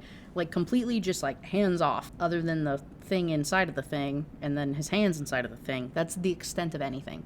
There's been no groping, there's been no like touchy-feely anything. So he's not wrong in what he's saying. She goes on to like continue yelling at him, and she's like, "Fine, I'm gonna leave." She tries to go, and he says, "You're not going anywhere. Like, I told the guards to not let you out. You're literally not leaving." She says, "Oh, I didn't realize I got upgraded to prisoner." He says, "You literally followed me, tried to get yourself killed. You're literally gonna kill me if you keep doing stupid stuff. We're on the brink of war.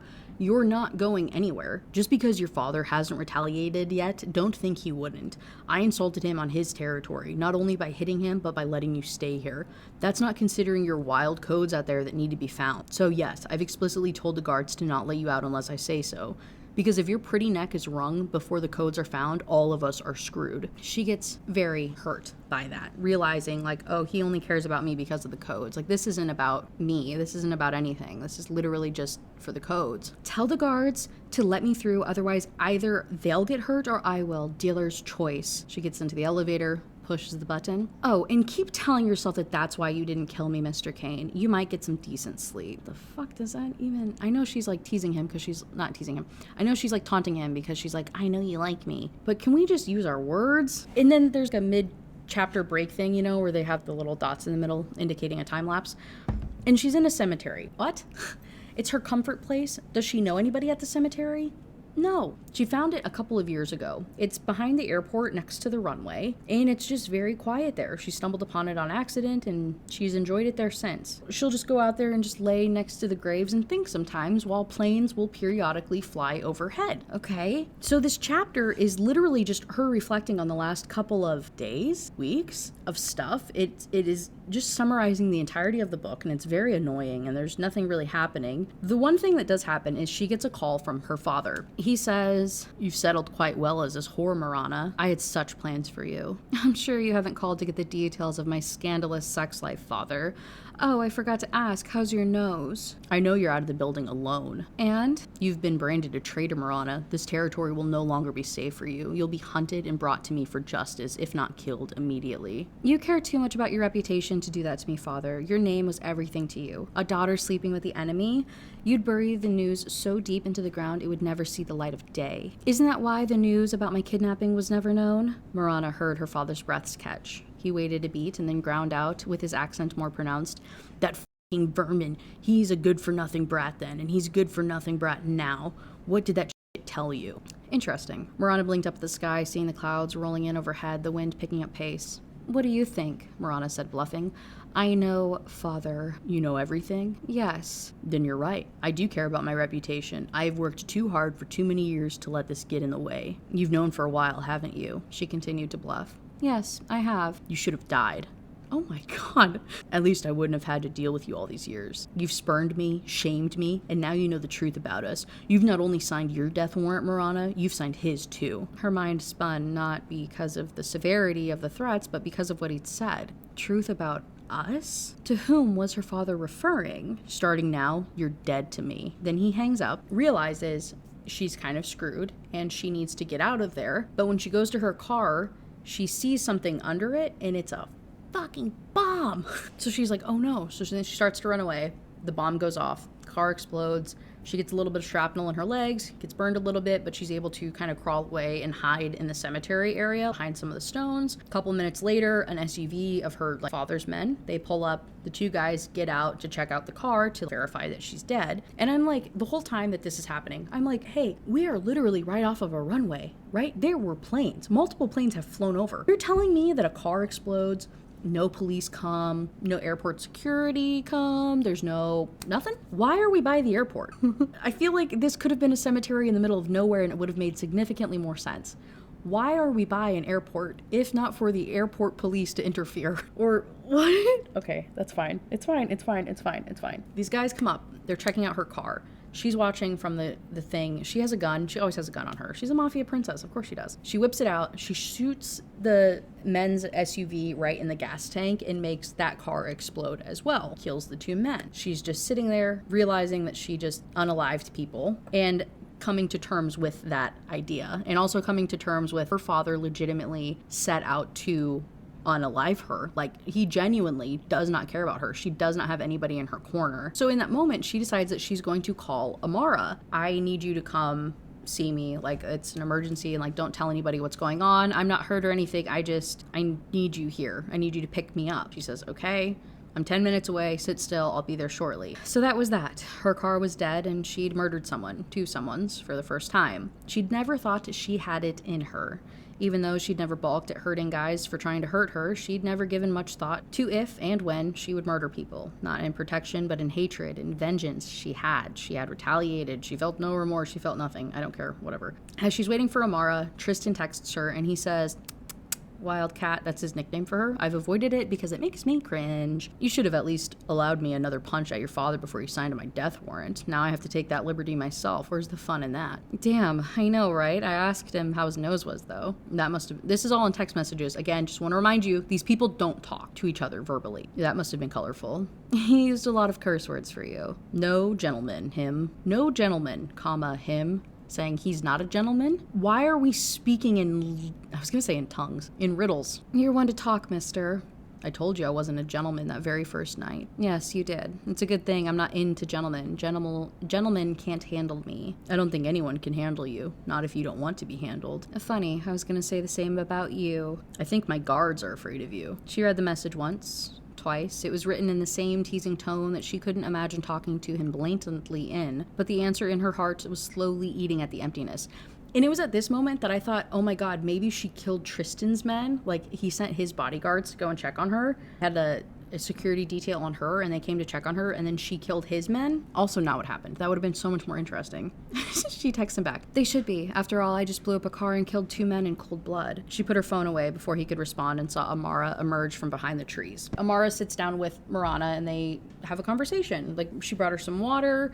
They're just chit-chatting about life. I don't know, it's just some random bonding thing where she admits about murdering these men. Amara says she's so sorry, like everything sucks right now. Talking back and forth and like, oh, like we could be friends, blah, blah, blah. Amara's like, I'm not going to betray them though. Like, I owe them my life and everything's complicated and I can't tell you these things. The truth will change the way that you understand him, Marana. It will change things for you, but it won't change things from him. Do you understand? And then goes on to tell her the tragedy of why Tristan really hates her. Okay? So in chapter 17, it is Tristan's perspective when he was 8 years old, and we learn about the reason why he hates Marana. His little sister got kidnapped, right? She was taken in this whole mysterious thing. However, Marana came back. So the two mafia families, right? Lorenzo and Gabriel is Marana's father's name. Lorenzo and Gabriel have a meeting together, and Lorenzo confronts him and is like, hey, your kid came back, WTF, right? That's the intent of this meeting. While they're there having this conversation, there's a whole bunch of people in the room.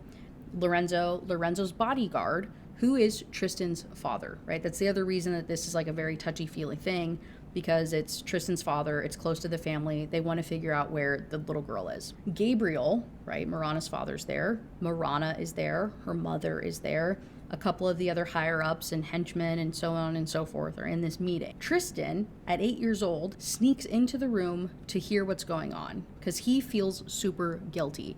His one job that he was tasked with was taking care of his sister. So he wants to hear what's happening, and he wants to see this little girl. He's like, maybe I can talk to her and maybe she knows anything about my sister and she knows what happened. He sneaks into this room. He's staring them at this table. He sees the mom holding baby Marana. Yeah, baby. They call her a baby and she's crawling around. But then in the other excerpt, we talked about how she was 3 years old. Is she 3 or is she a baby? Like, okay, it's fine. It's fine. Anyway, they're having this, it's a very heated conversation. And it gets to the point where Gabriel tells the mom and Marana to leave. He says, hey, take the baby, get out of here. Lorenzo says, leave the baby. Wife, you can leave, but leave the kid. She puts the baby on the table, and she's crawling on the table between all of these men with all of these guns around. And they continue to have a very, very heated discussion where Lorenzo and the bodyguard, right, Tristan's dad, is like, hey, fucker, your kid came back unscathed. There was no ransom. There was no additional information. Like, you're working with these people. They took the wrong kid. They returned her. Who are they? What's going on? Where's my kid? Like, give me information. He keeps refusing. He's like, I don't know what you're talking about. Playing dumb, whatever. Gets heated enough. Tristan's dad pulls out his gun and holds it to Marana's head on the table. The infant child's head, threatening, saying, tell me where my kid is, or it's your kid for my kid. If I don't have my daughter, you won't have yours. Jesus fucking Christ, right? Tristan is watching this from the shadows, and he's like, my dad's just joking. He's just calling a bluff. It's fine. Like, he would never hurt this baby girl. Like my dad's a good man. He would never do such a thing. His dad, like, takes the safety off, isn't moving. Minutes are passing of just this, like, standoff. And he gets to the point where Tristan is like, he's not kidding. Like, my dad is really actually about to kill this infant. And so Tristan picks up a gun off the ground that he found somewhere. I think he might have knocked out a guard and then picked up the guard's gun. I don't know. Anyway, he's holding a weapon. He pulls the trigger to shoot at his father before he can shoot at the baby girl, because the situation's escalating. Ends up shooting his father in the head and unaliving him. He comes up from the shadows. He's bleeding from something. I don't remember what he did, but his hands are all bloody. Everybody's freaking out about his dad being shot.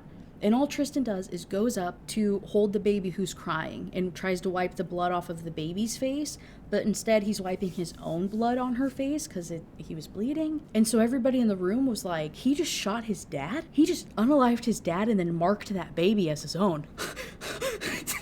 And so everybody's like, we didn't even hear him come in. How did he even get here? How does he even know how to use a gun? How did he even shoot from that angle? How did any of this happen? And so everybody's immediately like horrified of this 8-year-old kid. And his mom comes in because his mom was like a party planner or something for the mafia family. She comes in. She sees Tristan standing over his father. She's like, who did this to him?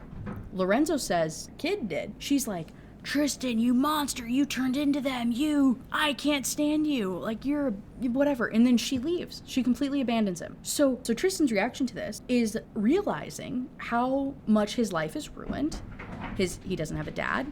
He no longer has a mom. He doesn't have a sister. He is completely alone in the world because of this baby, and decides that that's why. Blames it on this child that he tried to protect, this innocent child, and develops this hatred. It's the first time he's ever had this emotion before, but it is this deep-seated hatred, anger toward this little baby, and completely blames this child for his life being ruined. So then Lorenzo takes him in under his wing because of how badass of a move that was in the mafia world and how terrifying of a thing that is. Was what a crazy situation. And so that's why Tristan always says that Marana owes him her life, because he saved her life when she was a baby. And that's why he hates her now, because she was just a baby vibing on a table, and he's just holding a grudge like crazy for something that he chose to do. And it's really tragic, don't get me wrong. And it's super sad, right? We go into chapter 18, the very last chapter of the book, and Amara and Marana continue speaking about this whole instance.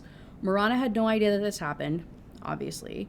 And Amara continues to explain how once Tristan got taken in under the wing of the family and became a part of the family, it was a really big deal, because it's really a blood thing. It's a huge deal that you were blood related, but he got immediately taken in and kind of moved up higher in rank at such a young age. He was kept separate from all of the children on the mafia compound. He wasn't allowed to go to normal school. He got special training. Essentially, he was getting tortured. That's why he has all the crazy scars on his back, and they were abusing and torturing the life out of him so that he could be a killing machine. Horribly tragic. And throughout the book, it talks about how he expresses the emotion and then he goes dead-eyed. And that's what it is, right? He's learning, he's turning it off. It's part of the mechanism that he learned. And that's why he doesn't have these reactions to anything that happens, because he was literally taught that from a young age. And so it's part of me gets it, right? Completely understand this whole PTSD, whatever development and hatred that you develop toward this child that you're blaming for your happenstance. Horrible, traumatized life.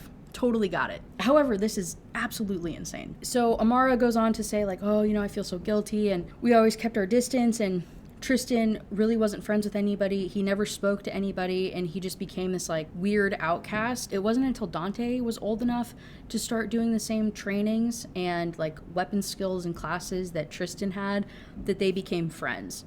Not friends, but Dante wanted to get to know him, and they had this whole back and forth and always tried to be buddies with him. And since they're both technically competing for Lorenzo's seat, there's this rivalry where Dante doesn't want to do the whole mob thing like his dad does, so Tristan and him are kind of it's us versus them, forced friendship, even though they kind of don't like each other, but they're kind of brothers. I don't know, okay?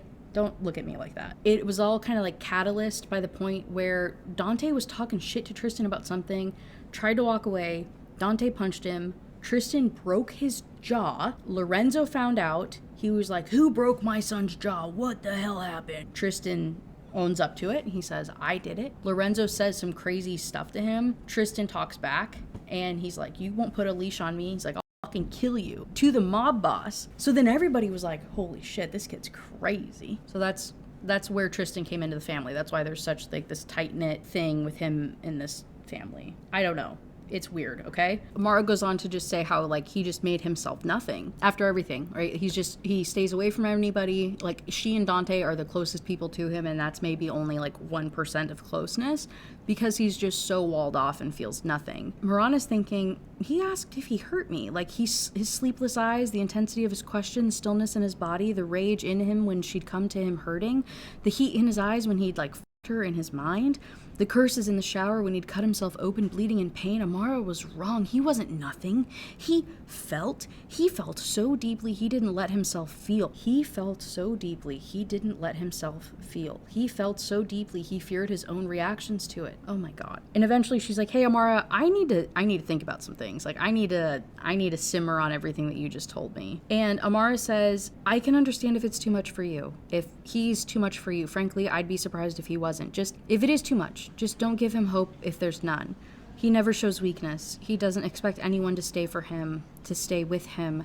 That's a reason why he doesn't trust anyone. So please, this is my only request of you, Marana. Please don't encourage him to trust you if you're just going to leave in the end. She says, okay, I have a lot to process. So then Amara leaves, and it's just Marana sitting in the cemetery thinking about life and picturing how he survived. And, and thinking about all the torture that he went through and all of this life that he's lived and this pain that he's had. And how had he survived? Her eyes opened. She knew. He'd survived through sheer will for her. She pictured all the scars that she'd seen on his body, all the scars that she had yet to see. She pictured him, the young boy who'd lost everything, getting nothing but pain, scar after scar, day after day, year after year. For 20 years, he'd had nothing, absolutely nothing, except what he'd believed she owed him, her life. He'd lived for her life. He'd held on to his life for hers. And while her heart bled for him, while she understood him, was that what she deserved? Was it right for her to stay with a man who'd vowed to collect his debt one day? Could she live with a sword like that hanging over her head? She couldn't. And you're thinking to yourself, oh, she's going to, run away then. She's realized that this is horrible for her and she's going to leave. Why would she do that, guys? Why would she do the same thing and realize that this guy's batshit crazy and leave? Why would anybody do the same thing? Instead, these two men pull up, another freaking SUV pulls up. They're checking out the rubble remains of her car, the remains of the other car. She's watching them, holding a gun up to them. Keeping the gun ready in her hand, Marana just stayed put and watched, and then her heart stopped. He was there. Somehow, someway, he'd found her place. Her surprise lasted only a minute, her heart heavy with the knowledge that she didn't have before. Amara had been right. Knowing the truth would change things for her, but it wouldn't change things for him. She would have to do that herself. What? So then Tristan, like we said, pulls up, starts confronting the two guys. He's like, where is she? They say, I don't know, we got sent here to check on our two men because they hadn't been responding. I think he shoots the one guy in the leg, holding up the other guy like he's about to kill him. And they're like, dude, seriously, we have no idea what's going on. Eventually he says, leave now, turn around and come back and you die. You turn around and come back, you die. Also, what a shit way to phrase that. Leave now. You turn around and come back, you die. Can we try a little harder, guys? Can we have an editor, please, for the love of fucking cat? Anyway, so they leave. He spared their lives. She's amazed by him sparing their lives. He is standing at her car, just kind of running his hand over the burned remains. She'd been missing for hours and she needed to see his reaction, not in front of those men, but his reaction alone, because even though she hadn't figured anything out, if he gave her even a sliver of hope, she knew she wasn't going to run away. For once in her life, she wanted to stay. His back moved as he breathed, his hands clenched beside him as he kept looking at her dead car. The darkness clung to his frame, only the flash of lightning illuminating him brightly for split seconds before leaving him standing alone in the dark again in the graveyard. Keep in mind, he knows that she's alive, and she comes up over the hill and she says, I know, Tristan. He stilled even more, impossibly. She stilled even more, reflexively. The air between them stilled, dangerously. And my note says, I fucking can't. He stilled even more, impossibly. She stilled even more, reflexively. The air between them stilled, dangerously. Oh, God. It's literary genius, guys. What a literary savant. So she finally confronts him. She says, you hate me, loathe me, for something I never did. While I can understand that, I completely understand it. I cannot live with it, not knowing that I was innocent. But you did save me. My conscience won't allow me to move on without giving you a chance for closure. So here's the thing, Mr. Kane. I have made my decision, for good or bad. Now it's time for you. I'm giving you the chance to kill me. Right here, right now. My father already tried to off me, and if I die tonight, none would be the wiser. They'll all think that I perished when the bomb went off, and all responsibility would lay at my father's feet. Not you or the outfit. Nobody would ever need to know that you came by here or that you were involved. No blame would ever go to Tenbray. No mess, no foul, nothing. As for the codes, we both know that you can get other computer experts, so that's not the main issue. You'd never have a better opportunity to kill me. You know it. I know it. This would stay only between us and the dead that are buried here. So point that gun at me one more time and aim for my heart. Shoot me. Find your closure. Find what you've been looking for 20 years. But understand this. This is the only chance that I'm giving you to kill me, and after this, should you choose not to, this will never come up again. After this, you'll need to let go of the idea that you're killing me. And after this, you never, ever threaten my life again. The hand in his pocket came out, his fist clenching and unclenching, still holding the gun in the other. You deliver my death or you let it go. Either way, you know what The Incredibles... Sorry. You know The Incredibles... They always talk about the guy monologuing. He's like, you caught me monologuing again. You deliver my death or you let it go. Either way, you need to make a choice, as I've made mine, and come to peace with it. Because if your choice If your choices affect my life so deeply, if a choice you made 2 decades ago is defining my life right now, then I'll make you choose again. This time, not as a boy, but as a grown man, because I sure as fuck will never, ever let you think that you'll kill me again. This is the only chance you'll ever have. So choose. She says all of this. She's like, the noises around her seemed louder in the darkness. The scents were more acute as well. The scent of the heavy rain clouds in the air, the scent of her own fear permeating her skin, the scent of the wildflowers in the night, the storm brewing outside, the tempest breaking inside, combining, colliding, capturing. No mention of the scent of gasoline or smoke, burning metals, burning rubber. What do you mean the scent of rain, bitch? Fire everywhere. Hello? Wouldn't it still be smoldering? Where are the cops? He turns to face her and she closes her eyes, like accepting her death. A change in the air around her, the scent of wood and musk, the warmth of a breath over her face, and then she felt it. Lips, soft, tender lips settling upon hers. Her heart stopped. It stopped as her stomach bottomed out. This is the first kiss that they had, remember? Haven't kissed otherwise in the book until this moment. And then he's kissing her, they're making out, and then she felt the cool tip of his gun stroking over her face, the metal kissing her wet skin from temple to jaw. Oh my God. She opens her eyes. She sees, like, his hand is all bloody, like he had been beating somebody up. Like, so she's like, who had he been hitting so hard before coming here? He put a little pressure on her jaw with his gun, demanding that her eyes return to his silently. They're just staring. They continue staring. There's no words. They kiss a little bit again. He stepped back, not looking into her eyes again, leaving her to be kissed by the cold rain and chilled air, his jacket falling out of her grip as he bent down swiftly to retrieve her gun from the muddy ground. Oh yeah, that was part of it earlier. She was like, kill me, and then chucked her gun. Anyway, he picks it up. Standing back up to his full height, his white shirt plastered to his torso, wet skin and ink peeking out.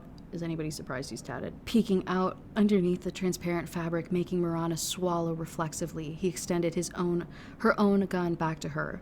Marana let her eyes rove away from his chest to his red-knuckled hand that was making her heavy gun look small. She took it from him silently, her fingers brushing his, sending tingles up her arm. He didn't react, as was usual with him. He also didn't look her in the eyes, which was unusual. I thought you said he never looked at you, bitch. Can we get a story straight for once? He just turned on his heel and headed toward the huge vehicle, the rain pelting down on his impossible figure in the utter night after kissing the breath out of her. I get my mouth on you and you'll never be the same. His words came back to her. He'd been right. Marana looked down at the gun he'd picked up for her and handed back to her. She'd wanted something. He'd given it to her. In a way only he could. He'd not uttered a word, but he'd made his choice. So had she. Taking a deep breath in, Marana swallowed, stepping forward, and she followed him into the dark. And that's the end of the book. I have never been so angry. Nothing happened. Literally nothing. I read 318 pages for nothing to happen. Hey, I hate it here. What do you mean? There's 6 books in this series, and you're telling me that's a cliffhanger? Nothing happened. There was no solutions. I understand a cliffhanger if, sorry, I guess that's probably bad with the audio if I keep rocking like that. Just know I want to, okay? I'm okay with cliffhangers when there's like an overarching storyline that gets resolved and then maybe at like the 75-80% mark they feed in like a B plot that is left unfinished. And then that, well, I guess it would probably be a C plot by that point. You feed into that in the last like 75-80% that goes unresolved, and then that's what the cliffhanger is that kind of leads you into the next story. Nothing got resolved in this. Nothing. Okay, cool. We found out why he hated her. I guess he didn't kill her. That's the whole book. We don't know where the codes are. We don't know what her dad was talking about. Who's the scary strong one? I thought her mom was coming back. Like when I read that part, I was like, oh, the mom's coming back. Oh, they're arranged married. Oh, all this other stuff. Nothing. And that's not good, right? And maybe that's what people liked about this book was It was so unpredictable. I had no idea what was happening next. yeah, because nothing happened. Him unaliving his dad, that's crazy. Unaliving his dad to save her life, crazy. Holding a grudge for 2 decades over that, too crazy to enjoy, in my opinion. I don't know. And the next book, I guess, is wrapping up some of the loose ends here. The 3rd book is about Amara and Dante. And then there's like 2 other couples that get introduced in the next 2 books that then the 5th and 6th book are about. Supposedly, I don't know.